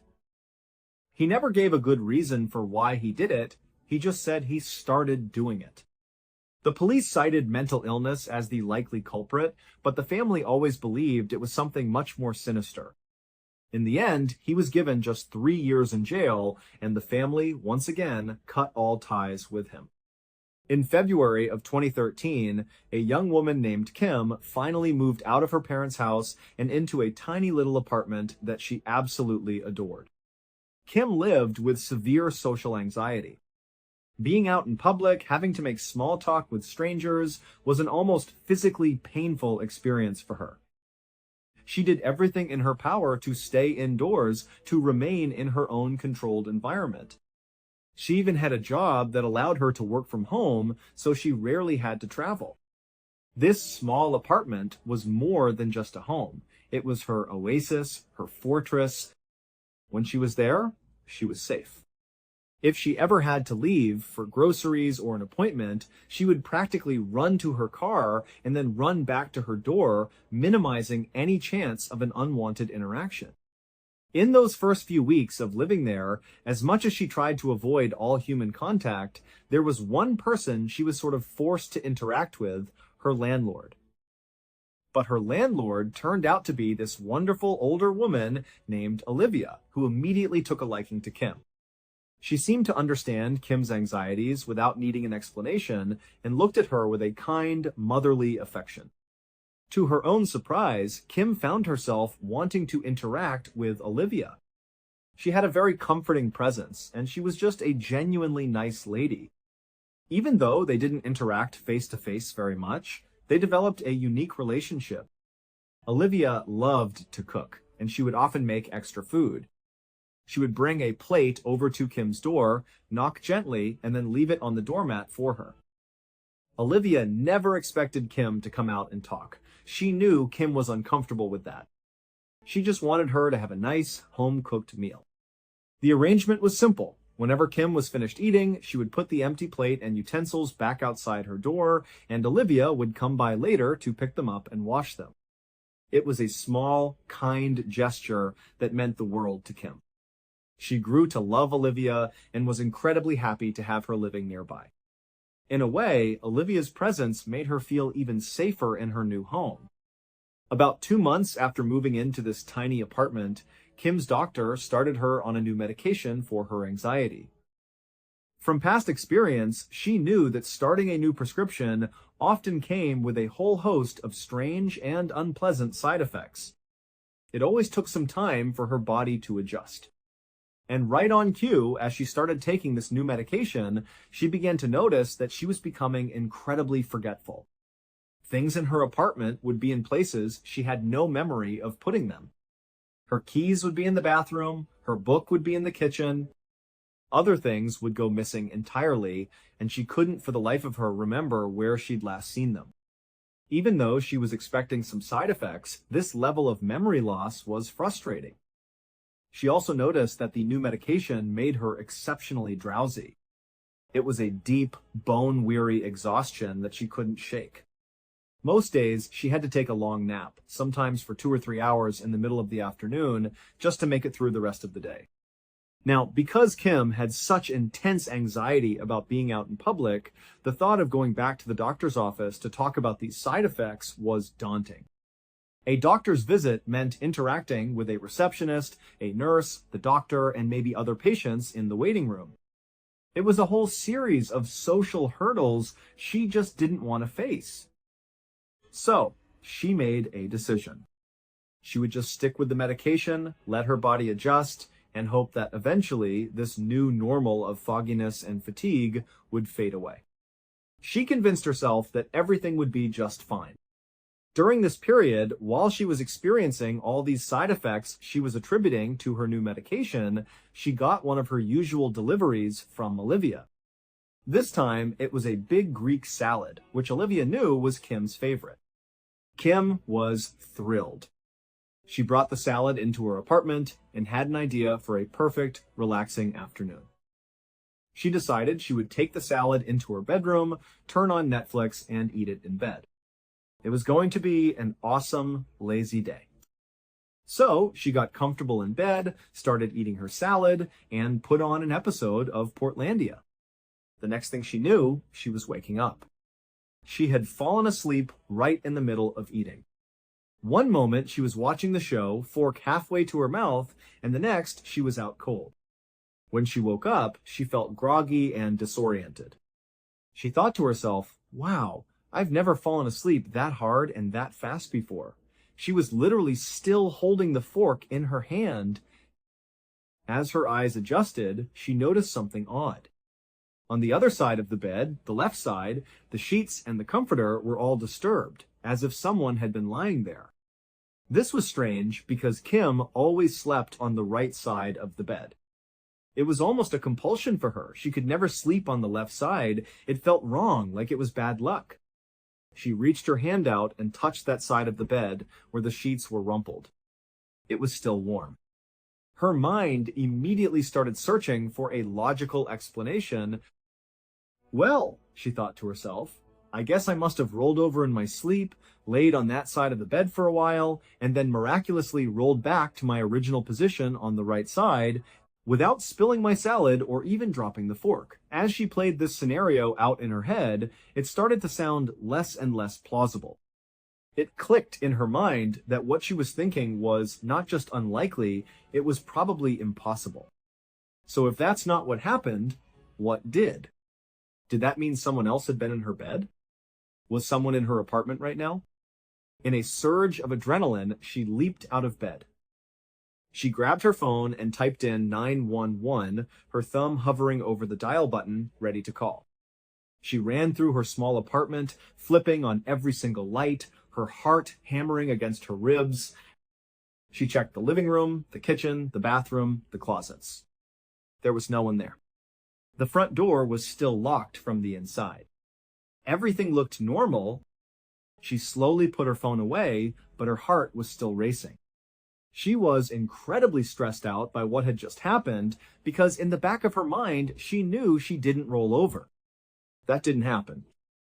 This is the moment when Kim began to wonder if all the strange happenings in her apartment were connected to what she had just experienced. This incident, the warm spot in her bed, did not feel like a side effect of her medication. All of a sudden, she started looking at all the other weird things, the missing toothbrush, the misplaced shoes, the items being moved around in a new light. She realized that maybe she had been blind to something else that was happening, that maybe the medication was just a convenient excuse she had been using. A terrifying thought began to take hold. Maybe someone was breaking into her apartment. For the next couple of days, Kim watched her apartment like a hawk. She looked for any indication, any tiny sign that somebody was getting in. But there was nothing. She always locked the door. She always kept the windows shut and locked. She couldn't find any logical point of entry. The only thing that stood out to her was something she had previously dismissed. When she woke up in the mornings, she noticed her bedroom had a very distinctive smell to it. It wasn't her smell, and it wasn't a familiar household smell. It was like another person's smell, a musky, unfamiliar scent. It really freaked her out. She decided it was time to tell her parents. So she called them, and as she was describing out loud what had been going on in her apartment, it was the first time she was hearing the words herself. And hearing it all laid out like that, it sounded so much more creepy, so much more scary than it did when it was all just swirling around in her own head. As she was telling them the story, she became more and more scared to go back to her own apartment.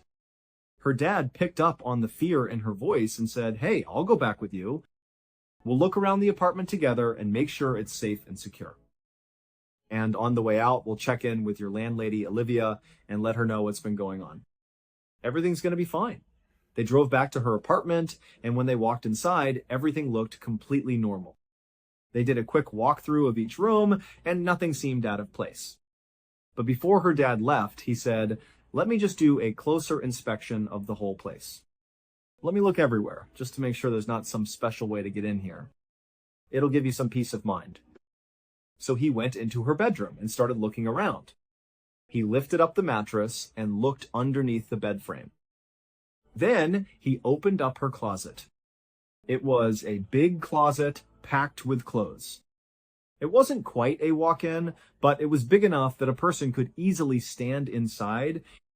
Her father reached in and started parting the clothes, using the flashlight on his phone to look at the back wall. He pushed on the wall, tapped on it, checking to see if there was any kind of hidden compartment or loose panel. There was nothing. But just before he was about to walk out, he noticed something in the bottom right corner of the inner wall.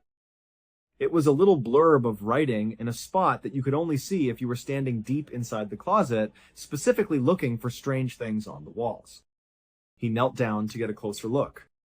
It was a small, tiny blurb of text that said, "Come back here so I can look at you." The positioning of the writing was chilling. The only way someone could have written it was if they were lying down in that tiny little corner facing out towards the closet door. And that's when her father looked down at the closet door itself and noticed that one of the horizontal slats was missing, creating a small rectangular peephole. In theory, if you were the person who wrote that message, you would be lying in that exact spot and your eyes would be looking directly through that missing slat right at her bed. Her father put it all together in that one horrifying moment. He stood up, walked out of the closet to his daughter, and said calmly, "Come over here." He showed her what he had found inside her closet. He pointed to the writing and asked, "Did you write that?" She looked at it, her face pale, and whispered, "No." He looked at her and said, "All right, it's time to leave." They walked outside, went straight to his truck, and he called the police. He told them that someone had been breaking into his daughter's apartment. When the police showed up, they were able to get access to CCTV footage from a nearby building. And on that footage, they captured a grown man regularly going into Kim's apartment in the middle of the night. He wasn't breaking a window or picking a lock. He clearly had a key. It would turn out to be Olivia's grown adult son, a man named Henry, who lived with her. Kim had never even met him, never even knew he existed.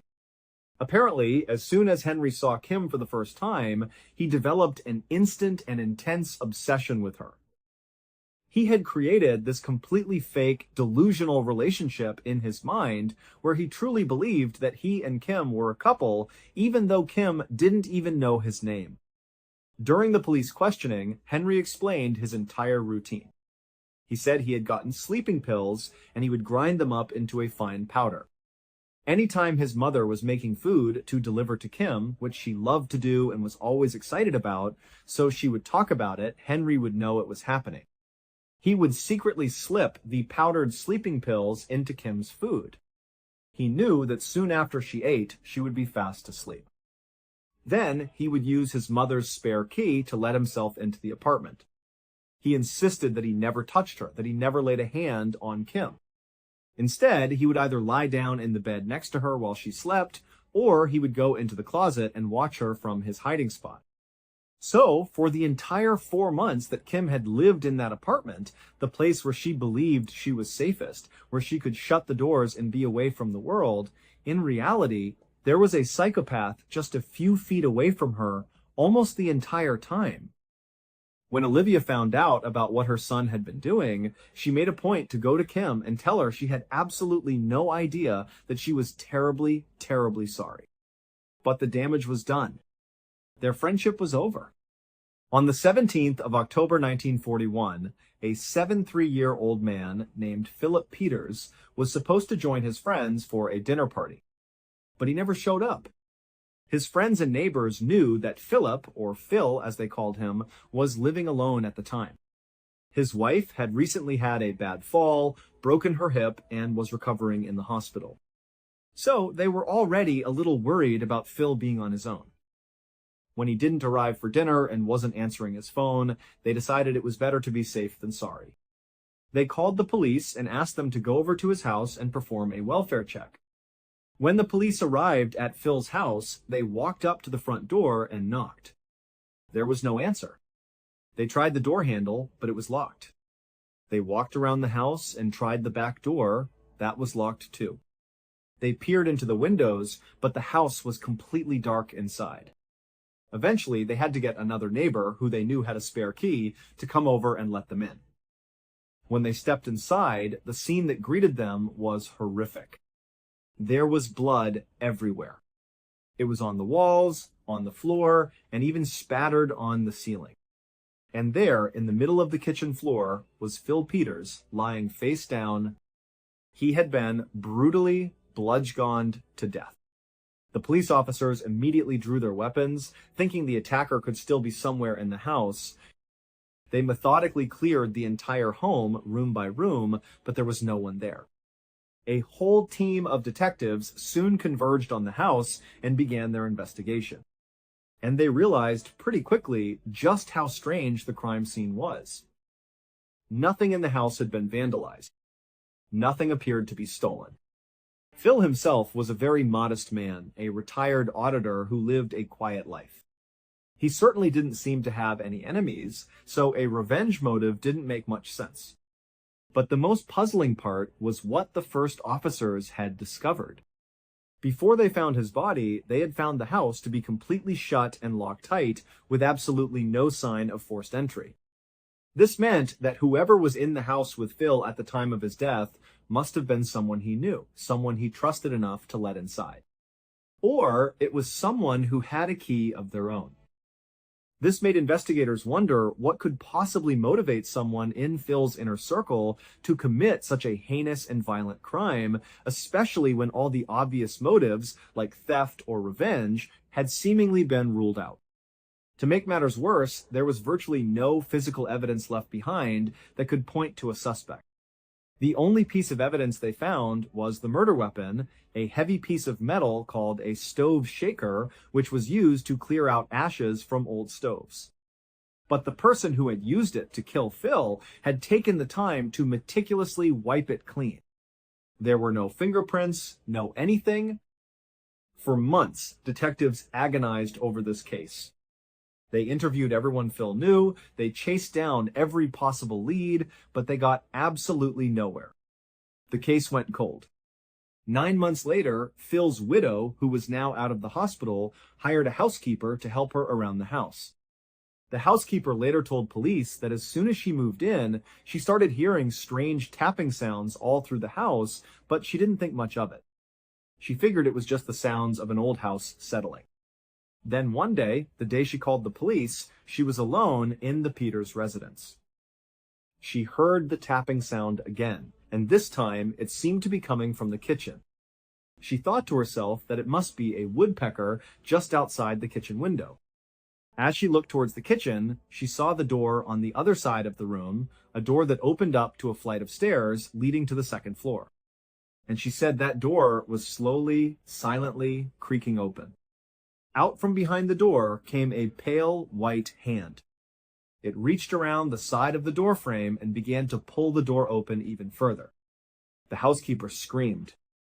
The hand immediately retracted back into the space behind the door. She then heard the sound of someone storming up the stairs and running around on the floor above her before everything went silent again. She didn't hesitate. She ran out of the house as fast as she could and went to a neighbor's house to call the police. The police immediately responded, arriving at the house with their guns drawn. They went inside, thinking that perhaps the murderer had returned to the scene of the crime. They searched the entire house from top to bottom, but once again, there was nothing. There wasn't even a sign of a break-in.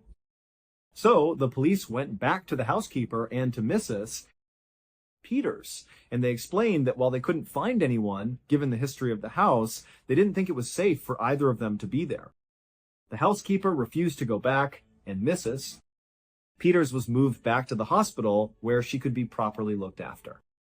At this point, the police decided they were going to permanently stake out the house. They assigned 2 detectives to watch it around the clock. So the 2 detectives went and parked their car where they had a good view of the property. For a couple of days, they sat there, watching and waiting. They didn't see anything, and they didn't hear anything. Finally, they decided to just go inside and have another look around for themselves. They both walked into the quiet, empty house. They went upstairs, looked around the bedrooms and the bathroom, but still saw nothing out of the ordinary. They went back downstairs and were standing on the first floor, getting ready to leave, when they both heard it. It was the distinct, quiet sound of a doorknob turning somewhere upstairs. They looked at each other, confirming they had both heard the same thing. They drew their weapons and went back up the stairs, searching the different rooms more carefully this time. One of the detectives went into the master bedroom and opened up a closet. He pushed past the old clothes hanging there, and in the bottom left-hand corner of the closet, he saw a foot. It darted back into a tiny, dark space in the very back corner. Without any hesitation, the detective lunged headfirst into the closet and grabbed onto the foot of this mystery person who was crawling into a tiny hidden panel in the back of the closet. He held on tight as the person on the other end fought with all their might to get away. The detective started pulling them out, yelling for his partner to come and help. His partner came charging in, and together they both grabbed onto this person and yanked them out of the closet and into the light. They would later describe him as the strangest looking person they had ever seen. He was super tall, but rail thin, and his skin was so covered in dirt and grime that it appeared to be gray. His name was Theodore Coneys, and he had been secretly living inside the walls of that house for over a year. Before he moved in, Coneys had fallen on hard times. He was homeless, sleeping in alleyways.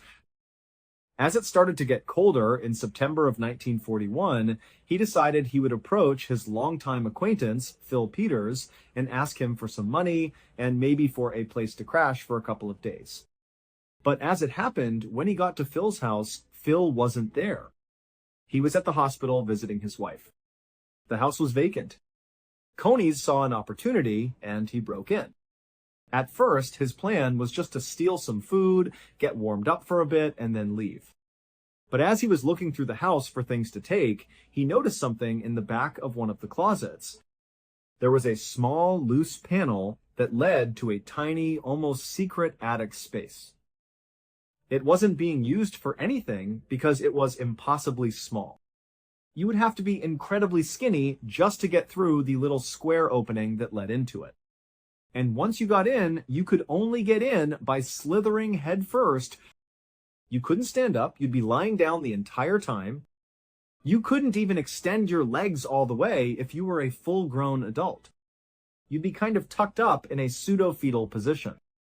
But to Conies, this tiny, cramped space was a huge upgrade from living on the streets. He decided that this is where he was going to live for the winter. So he went around the house gathering supplies. He took blankets, food from the pantry, and filled bottles with water. He moved all of his supplies into his tiny little attic space. Then he went back downstairs, locked the front door again, made sure everything looked exactly the way it was when he first broke in, and he retreated into his little space, shutting the panel behind him. When Phil came home that night, he didn't notice a thing. And for the next several weeks, Phil lived his life completely unaware that he had a man living in his attic. Every time Phil would leave the house, Conies would sneak out of his hiding spot, go downstairs, make himself some coffee, get a bite to eat, and then go back up to his little space. He even managed to carefully cut into the house's electrical wiring system. He stole one of Phil's radios, brought it into his cubby with him, attached it to the wires he had exposed, and now he was able to lie there and listen to the news, so he didn't feel so completely isolated from the outside world. But about a month after he moved in, Conies made a mistake. He left his little spot to go downstairs because he thought Phil was gone for the day.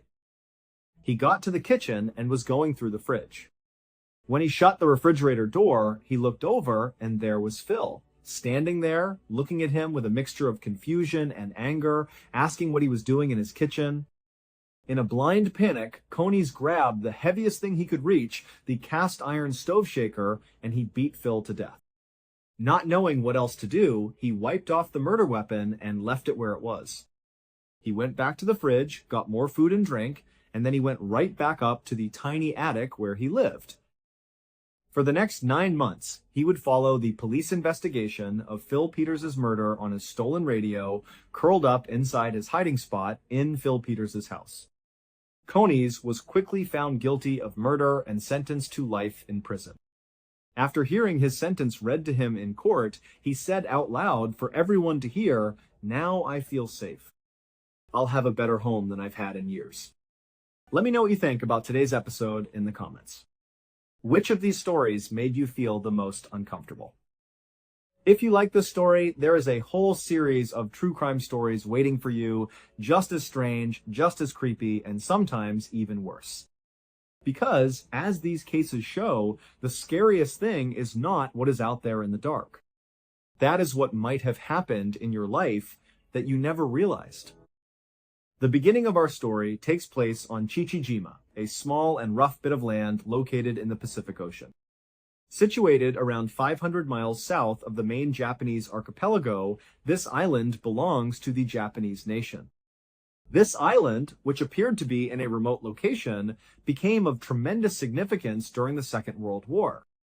On that island, the Japanese military had established a military installation, and at the very pinnacle of the island's 2 mountains, they had constructed 2 formidable radio towers. In the Pacific theater of the war, these towers were more than simply regular structures. They served as the eyes and ears of the Japanese military. In addition to being essential for communication and surveillance, they enabled the Allies to monitor the movements of their own soldiers and coordinate their own operations. This resulted in Chichijima being completely turned into a fortified location. As many as 25,000 soldiers were stationed on the island when it reached its peak population. It was armed with enormous anti-aircraft weapons, all of which were aimed at the sky and were already waiting. A hornet's nest was the island in question. Chichijima and the radio towers that it contained posed a significant challenge for the United States military. They posed a persistent danger, concealed a weakness in their operations, and provided Japan with a distinct advantage from a strategic standpoint. At this point, the Americans were aware that they needed to remove the island from the equation. The first thing that came to their minds was an all-out invasion. Those responsible for planning and strategy gathered around maps in an effort to determine the most effective method of deploying troops on the beaches. On the other hand, the work appeared to be more difficult the more people looked at it. To put it in the greatest possible terms, military strategists had a strong recommendation against it. The argument that they put out was that any amphibious landing on an island that was so well guarded would be a massacre. They anticipated that the American forces would suffer an intolerable number of losses, and even if they were correct, there was no assurance that they would be successful. It seems highly possible that the Japanese would be able to repel the invasion by digging in and battling to the very end. Not a single concept was pursued. The United States of America then moved on to the next best thing. In the event that they were unable to seize the island, they would blind it. According to the new plan, the 2 radio towers were going to be destroyed from the air. If the communications and monitoring systems on the island were rendered ineffective, the island would lose its strategic value. Therefore, in the month of June in the year 1944, a group of American aircraft carriers, which are essentially enormous floating airfields, made their way towards Chichijima. They formed a steel ring on the ocean, encircling the island in a continuous manner. Pilots from the United States of America started their missions on the decks of these carriers. With the intention of destroying those towers, they continued to launch their aircraft on a daily basis, flying straight into the heart of the island's defenses. However, the Japanese struck back with such vigor that it left the Americans in a state of shock. Suddenly, the sky over Chichijima was filled with anti-aircraft fire, creating a storm. There was a widespread explosion of flak, which was black in color and tore through the air, as well as the fuselages of American aircraft. Attackers were surrounded by a swarm of Japanese fighter planes. It was complete and utter chaos. On a constant basis, the American air raids were unsuccessful, despite the bravery and dedication of the American men. Although they suffered tremendous fatalities, including the loss of planes and pilots, the towers were able to remain standing. After a number of months of these gruesome and unsuccessful missions, the leadership of the American military was becoming increasingly frustrated. Despite the fact that they were aware that it would be a challenging task, they did not anticipate the level of resistance that they encountered. The island had a reputation for being extremely dangerous. In spite of this, the strategic significance of the situation was so high that they could not simply give up. The directives were crystal clear: continue to dispatch pilots until the task is completed. From this point forward, we are now in September of 1944. Once more, the Americans were making preparations for a significant assault on the island of Chichijima. There was a young pilot who was getting ready for the mission while he was aboard one of the aircraft carriers. His name was George, and he was the youngest pilot in the whole United States Navy. He was only 20 years old at the time. The truth was that his age was a lie. George was already a veteran of the military force. Not only had he completed a number of perilous missions, but he had also been shot down in the past. During a previous flight, his plane had been struck, and he had been compelled to eject over the wide ocean. It was a horrific encounter that ultimately resulted in him being rescued from the water. One of the most important and life-saving lessons he had learned from that encounter was one that he would keep in mind in the days and weeks to come. George, along with his 2-man crew, made their way across the flight deck on the morning of the raid. There was a man named Dell, who was his radio operator, and Ted, who was his door gunner, were present. As a result of their previous experience flying together, the 3 of them formed a close-knit team. He was aware of the dangers. They had prior knowledge of the island's reputation, which they were about to target. They boarded their aircraft, which was a Grumman TBM Avenger, a capable torpedo bomber that was not only strong, but also a formidable adversary. Despite the stress that permeated the atmosphere, they went through their pre-flight checks, the regularity that they were accustomed to providing a measure of solace. When the order was received, it was 7:15 in the morning. George and his crew, along with scores of other American aircraft that were participating in the operation, roared to life and took off from the deck of the ship. Almost immediately, George started climbing, and he continued to push his plane higher and higher into the sky. His objective was to reach a height that was greater than 8,000 feet. This was the magic number, the altitude that was widely regarded to be outside the effective range of the Japanese anti-aircraft weapons that were located on the island below. The strategy for the expedition was simple, but it was packed with extremely hazardous elements. When flying over the island at this safe altitude, each and every plane in the formation would fly over it. After that, in order to drop their bombs with precision, they would have to perform a maneuver known as a submerged bomb. In order to get back out of range, they had to draw up and climb as quickly as they could. This meant that they had to lower the nose of their jet, dive steeply towards the target, and get deep below the 8,000-foot safety line. After that, they had to release their bombs. They were put in danger for a few crucial moments as a result of a maneuver that exposed them to intensive enemy fire. George had run missions similar to this one in the past.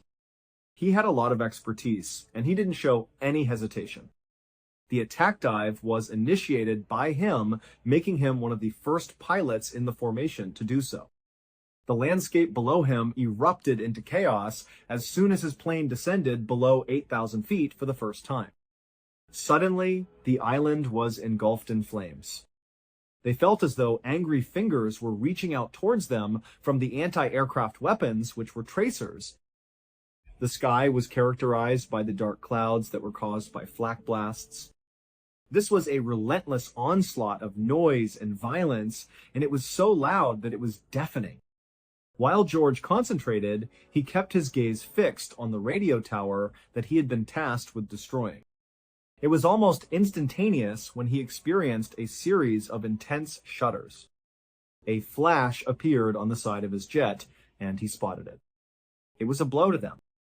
His controls were examined by him. Even though the plane had sustained damage, it continued to fly. There was a sense of stability.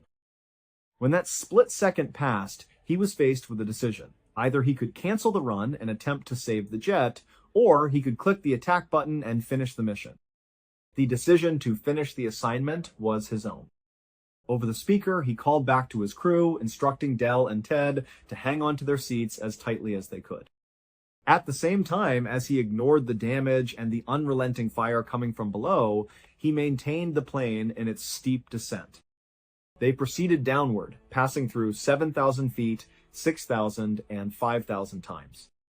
This caused the ground to rush up to meet them. George let go of his burden when he was 3,000 feet in the air, with the radio tower becoming the focus of his attention. 2 bombs, weighing 500 pounds each, were torn away from the aircraft.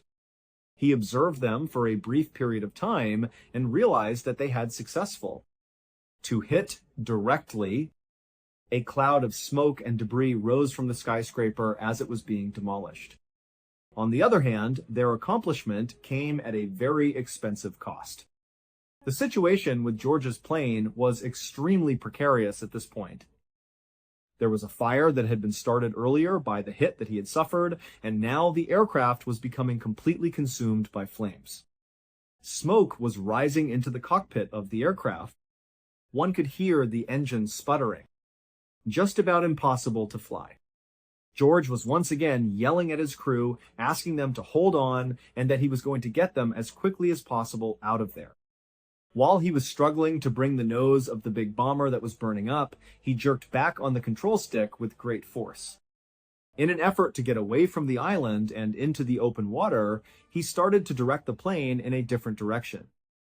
Within a short amount of time, he was able to steer the aircraft in the desired direction and escape the terrifying situation that was Chichijima. He was able to sense the plane's demise. However, there was a rapid decline in their altitude.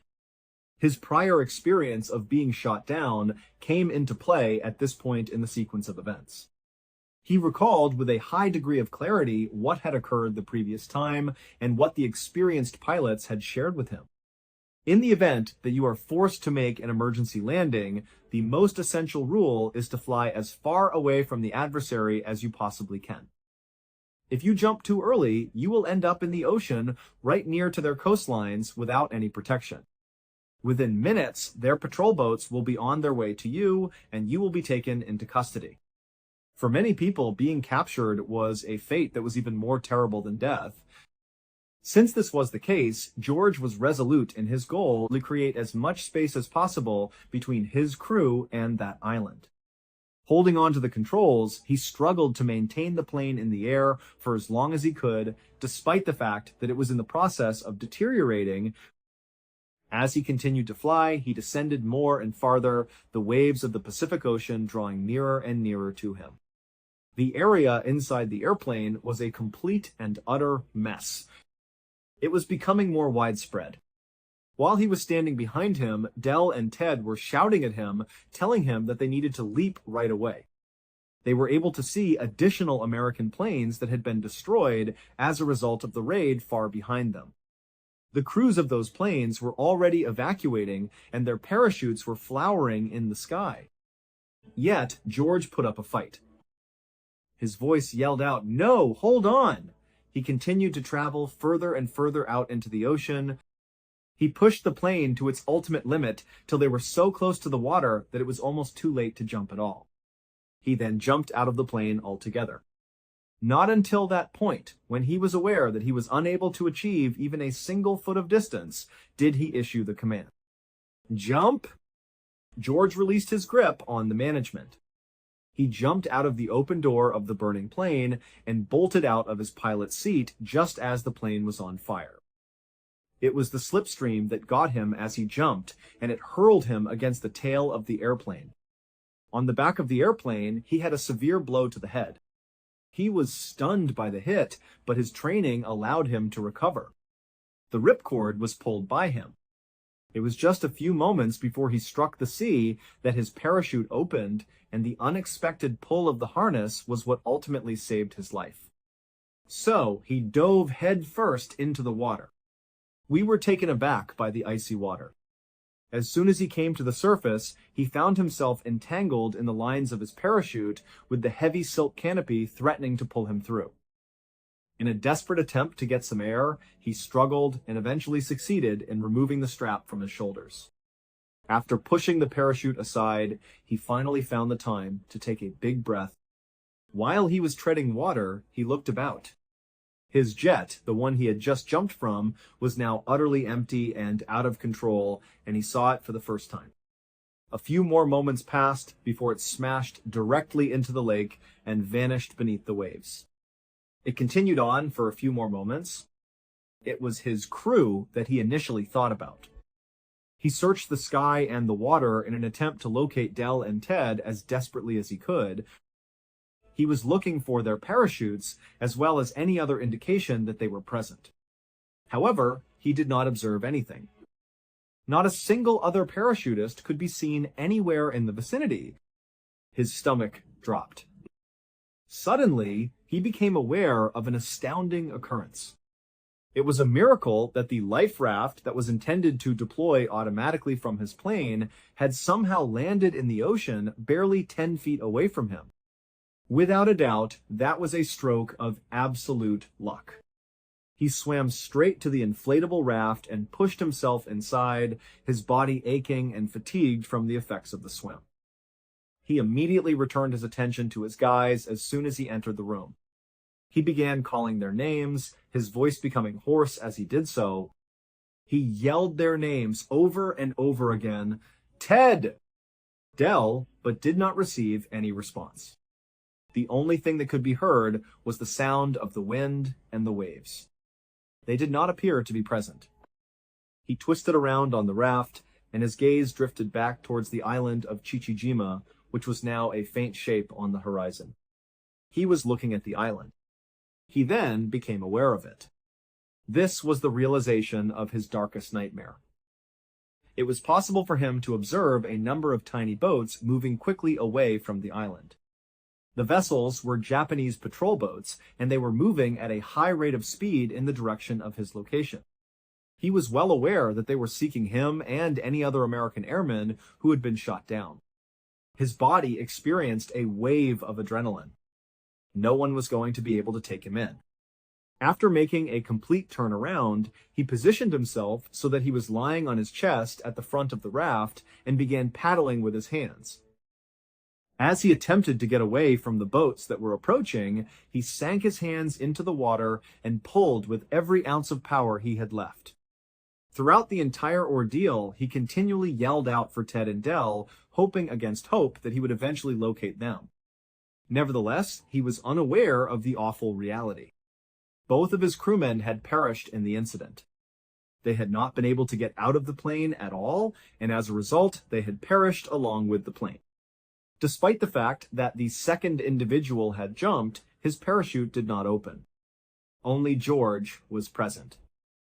The muscles in his body were burning as he paddled as hard as he could. After a while, he continued to stare behind him. As the boats approached, they got closer. He was aware that he could not outrun them. There was no way out of the predicament. At a certain point, the tiredness could no longer be tolerated. It dawned on him that he would not be able to locate his companions, nor would he be able to flee the situation. He simply sat up in the raft and stopped paddling at that moment. He turned around and shifted his attention to the police boats as they got closer to the area. He was aware that they would arrive at his location within a few minutes. He was about to be taken captive. His thoughts began to move at a breakneck pace.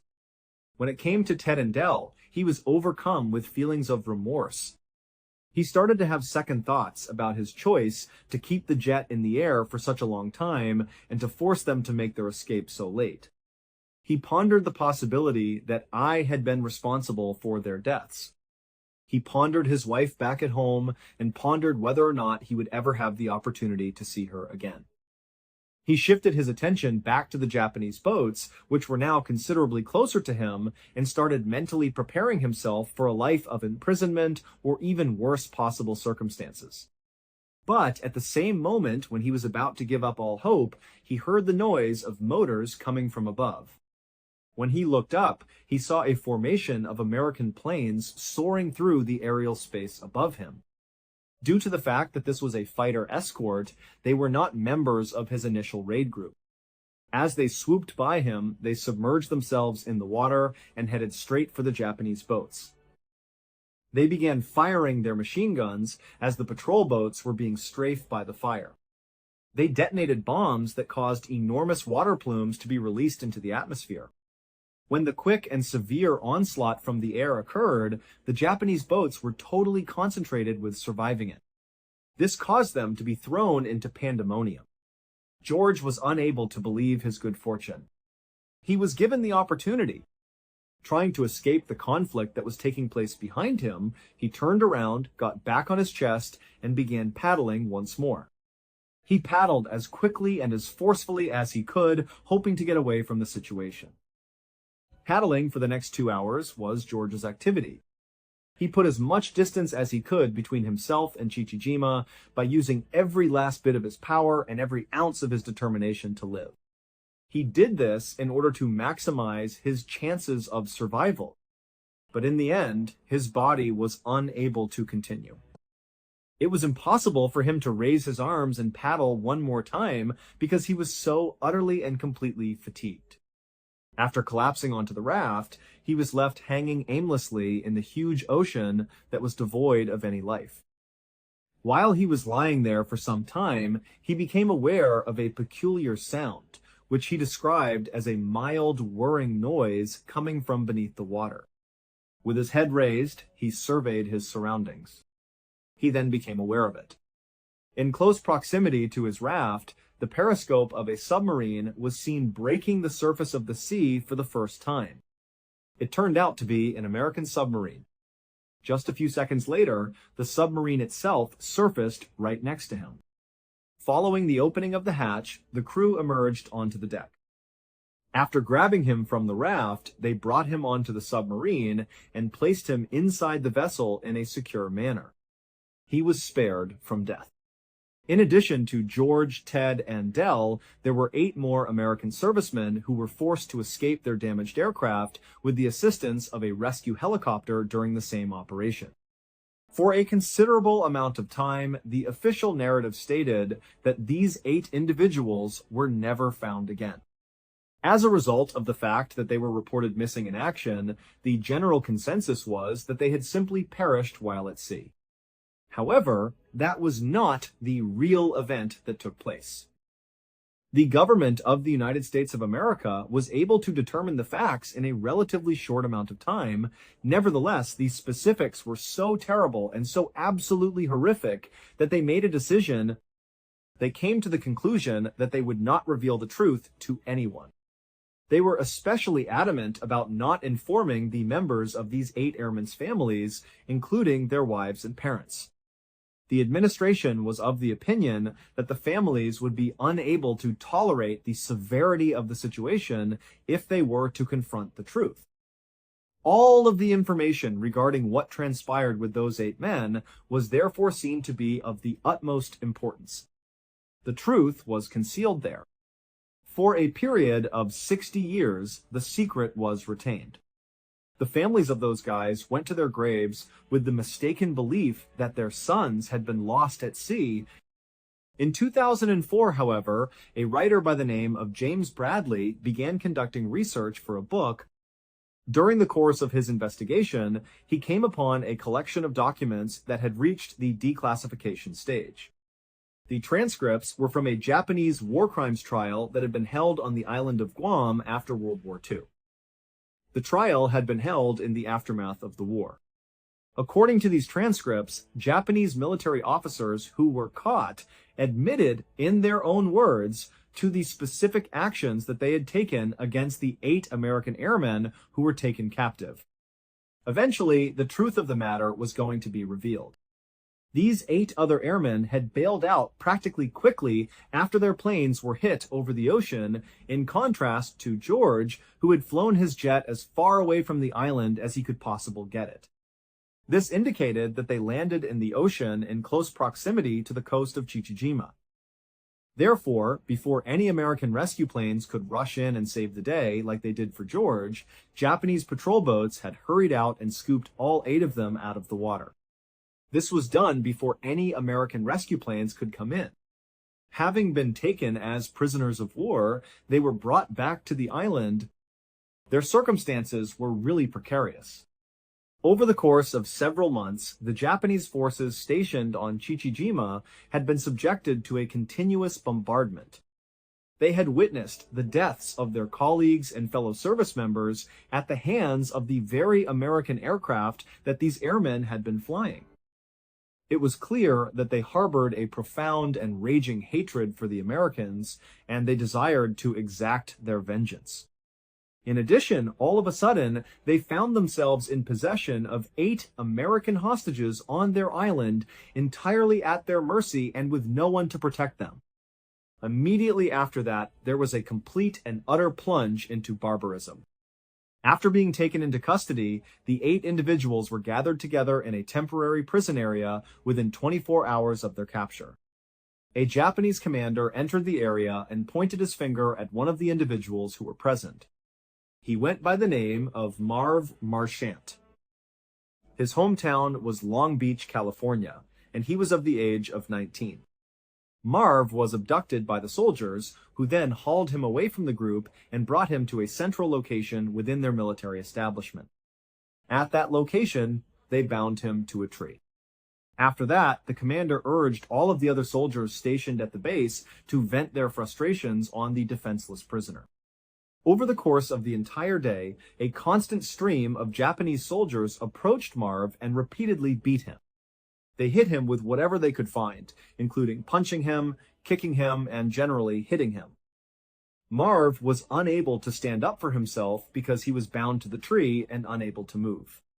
In addition, the 7 other American detainees were compelled to watch the entire event without having the ability to break the chain of command. On that particular evening, the same commander returned. Untying Marv, who was severely injured and barely awake, From the tree, he freed him. He instructed the remaining 7 captives to remain in their current location. Marv was then led away from the party and into the dark jungle by the commander, who was accompanied by several other Japanese soldiers. They took him by foot to a location where a burial had already been dug when he arrived. An individual who was a Japanese soldier and was clutching a long sword was seen standing near to this recently dug tomb. The instruction given to Marv was to stroll to the edge of the pit. They forced him to get down on his knees in front of it. A cigarette was presented to him as a parting gift, as a final gesture. The testimony indicates that Marv smoked the cigarette in a well-composed manner. After he had completed his task, the individual who was holding the blade covered his eyes with a blindfold. Following that, he instructed Marv to forward extend his neck. After Marv had finished speaking, the soldier raised the blade and proceeded to behead him. After that, they buried him by transporting his body to the grave and burying it there. In spite of this, the horror was not yet ended. Yoshio Tachibana, a Japanese general who held one of the highest ranks on the island, was one of the individuals who was there in his quarters on that particular night. There was little doubt that Tachibana was an alcoholic, and he was notorious for his nasty and sadistic inclinations, particularly toward those who were incarcerated. As he was lounging around and drinking with his officers, he had an idea that was so heinous that it was beyond comprehension.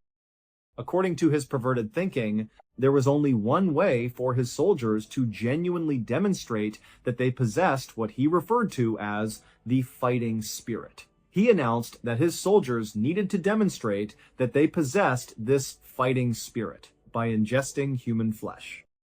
This resulted in Tachibana issuing a horrifying command. His soldiers were instructed to return to the jungle, locate the shallow grave, and exhume the body of Marv Marchant. He gave them this instruction. Then, Tachibana dispatched one of his surgeons to the scene. Therefore, he gave the surgeon the order to remove Marv's thigh. Surgically removing the thigh muscle, the surgeon went to the body and performed the procedure. Afterwards, he handed it over to one of the cooks. In order to provide the general and his high-ranking officers with a substantial lunch, the cooks utilized the meat that was taken from Marv's thigh. As well as Tachibana and the others, they were served it. As stated in the admissions that were presented during the trial, they consumed it with soy sauce and accompanied it with sake. In addition, it appears that they took pleasure in it to such an extent that Tachibana gave orders to his soldiers to return to Marv's body and remove further meat, which they did. The act of cannibalism that was committed was not a one-time heinous murder. Some of the other officers, including Tachibana, held the belief that it was a superstition. They were under the impression that consuming the flesh of their adversaries would not only make them more powerful, but would also be beneficial to their digestive systems and their overall health. Approximately 1 month after Marv's execution and consumption, Tachibana made the decision that he desired more. More human flesh was something he wanted his warriors to consume. On account of this, they came to the conclusion that they would not only kill more of the American prisoners, but also consume them. 7 of the surviving American detainees were carried out to the island's rifle range for their final examination. When all 7 of the prisoners were arranged in a line, one of the Japanese officers approached and grabbed Floyd Hall, a 25-year-old man from Missouri. They separated him from the rest of the party, led him to the center of the shooting range, and then bound him to a stake made of wood that had been driven the entire way into the ground. The order was given by General Tachibana, who was present to keep an eye on the situation once Floyd had been secured. It was his instruction to the other Japanese soldiers that they should practice their bayonet on Floyd Hall. Before Floyd ultimately succumbed to his wounds, the soldiers approached him one by one and repeatedly stabbed their bayonets into his chest and stomach. This continued until Floyd was unable to recover from his injuries. It was specifically for this reason that Tachibana had taken his surgeons along with him. It was immediately after Floyd had passed away that he dispatched the surgeons to the field. The 6 surviving convicts were terrified as they watched the surgeons cut up Floyd's body and extract his liver and gallbladder. The physicians did this in full view of the prisoners. In order to ensure the organ's preservation, they were wrapped in cellophane paper. Due to the fact that they were aware that this was not the final execution of the day, the surgeons made their way back to the edge of the field and placed themselves there. The remaining 6 prisoners looked around in a state of terror, wondering who would be the next person to be taken. Another one of the captives was reached by a commander who walked over and grabbed them. He went under the name of Earl Vaughn. Born in Texas, he was 22 years old at the time. Immediately after the troops grabbed him, Earl was aware of what was going to happen. After seeing what they had done to Floyd, he came to the conclusion that he did not want to experience the same thing. He consequently grew defiant. It was his desire to pass away, but he desired to pass away more rapidly. As he approached the Japanese soldiers, he began yelling "Semper Fi," which is the motto of the United States Marine Corps. By repeatedly extending his neck and pointing to it, he was conveying the message that he desired a swift and uncomplicated execution. It was his desire for them to behead him. The Japanese attempted to secure him to the wooden post with the intention of allowing the other soldiers to engage in additional bayonet training with him.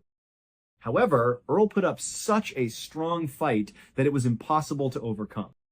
The man continued to struggle and put his neck out, demanding that he be severed from his head.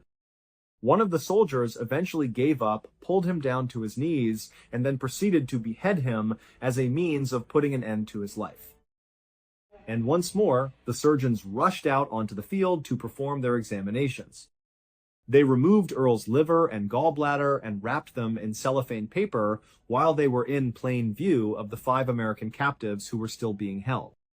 The cooks prepared the organs of both Floyd and Earl that night, and all of the high-ranking Japanese officers who were stationed on the island feasted on them when they were ready.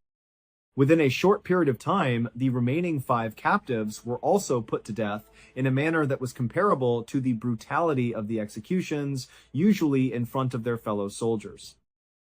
Additionally, 2 of the remaining 5 were consumed by the Japanese officers and were consumed by them. On the other hand, the Japanese devised a fate that was even more monstrous for one of those 2 remaining men. Prior to his execution, they did not carry it out. Rather than that, they kept him alive while surgeons amputated various parts of his body through surgical procedures. They would first cut off a limb, then transfer it to a place where it would be cooked and consumed, and once they had finished, they would return for more. The reason they did this was to ensure that their meat remained as fresh as possible. They proceeded to cut off more and more pieces of him until there was an insufficient amount of flesh left for consumption. At that precise moment, the imprisoned individual was finally put to death. In the aftermath of the war's conclusion, the Allied forces initiated the process of prosecuting those who had committed war crimes. For the war crimes that they committed against these 8 American prisoners of war, 34 Japanese soldiers from Chichijima, including General Yoshio Tachibana, were brought before the court for trial. They were all found to be responsible. Following their execution by hanging, their bodies were laid to rest in unmarked graves on the island of Guam. All of them had been sentenced to death. In addition, other men on the island who had witnessed the atrocities but had done nothing to stop them, or who had participated in a secondary role, were also tried for war crimes. Despite the fact that they were all sentenced to prison and found guilty, they were all released after serving only 8 years in prison. What about George, the young pilot who was saved by the submarine? What happened to him? He had reached the age of 80 when he was finally able to acquire the complete truth regarding the atrocities that took place on Chichijima Island, the fate that he had narrowly avoided. Following the publication of James Bradley's book, the narrative was made available to the general public. When George heard it, he felt the same horrified and deeply disturbed feelings that everyone else did. In addition to everything else, however, he experienced a profound and enduring sense of guilt. He experienced the feelings of survivor's guilt because he was the only one who had survived the ordeal, while a large number of other people had to endure such an unimaginable end. Nevertheless, one thing that we can all agree on is that George did not squander the second chance he was given in life. The pilot, George H. W. Bush, who was only 20 years old at the time, would go on to become the 41st President of the United States of America eventually. Furthermore, his son, who was also named George Bush, would go on to become the 43rd President of the United States of America.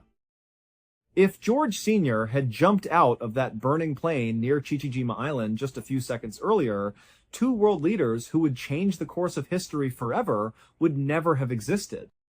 These two leaders would have changed the course of history forever. Give that some thought. You are very much appreciated for watching. If you saw today's program, please share your thoughts with me in the comments section. You should also keep in mind that we have a whole playlist of episodes of true crime ready for you to watch in one sitting right now. Up until the next time. What's up?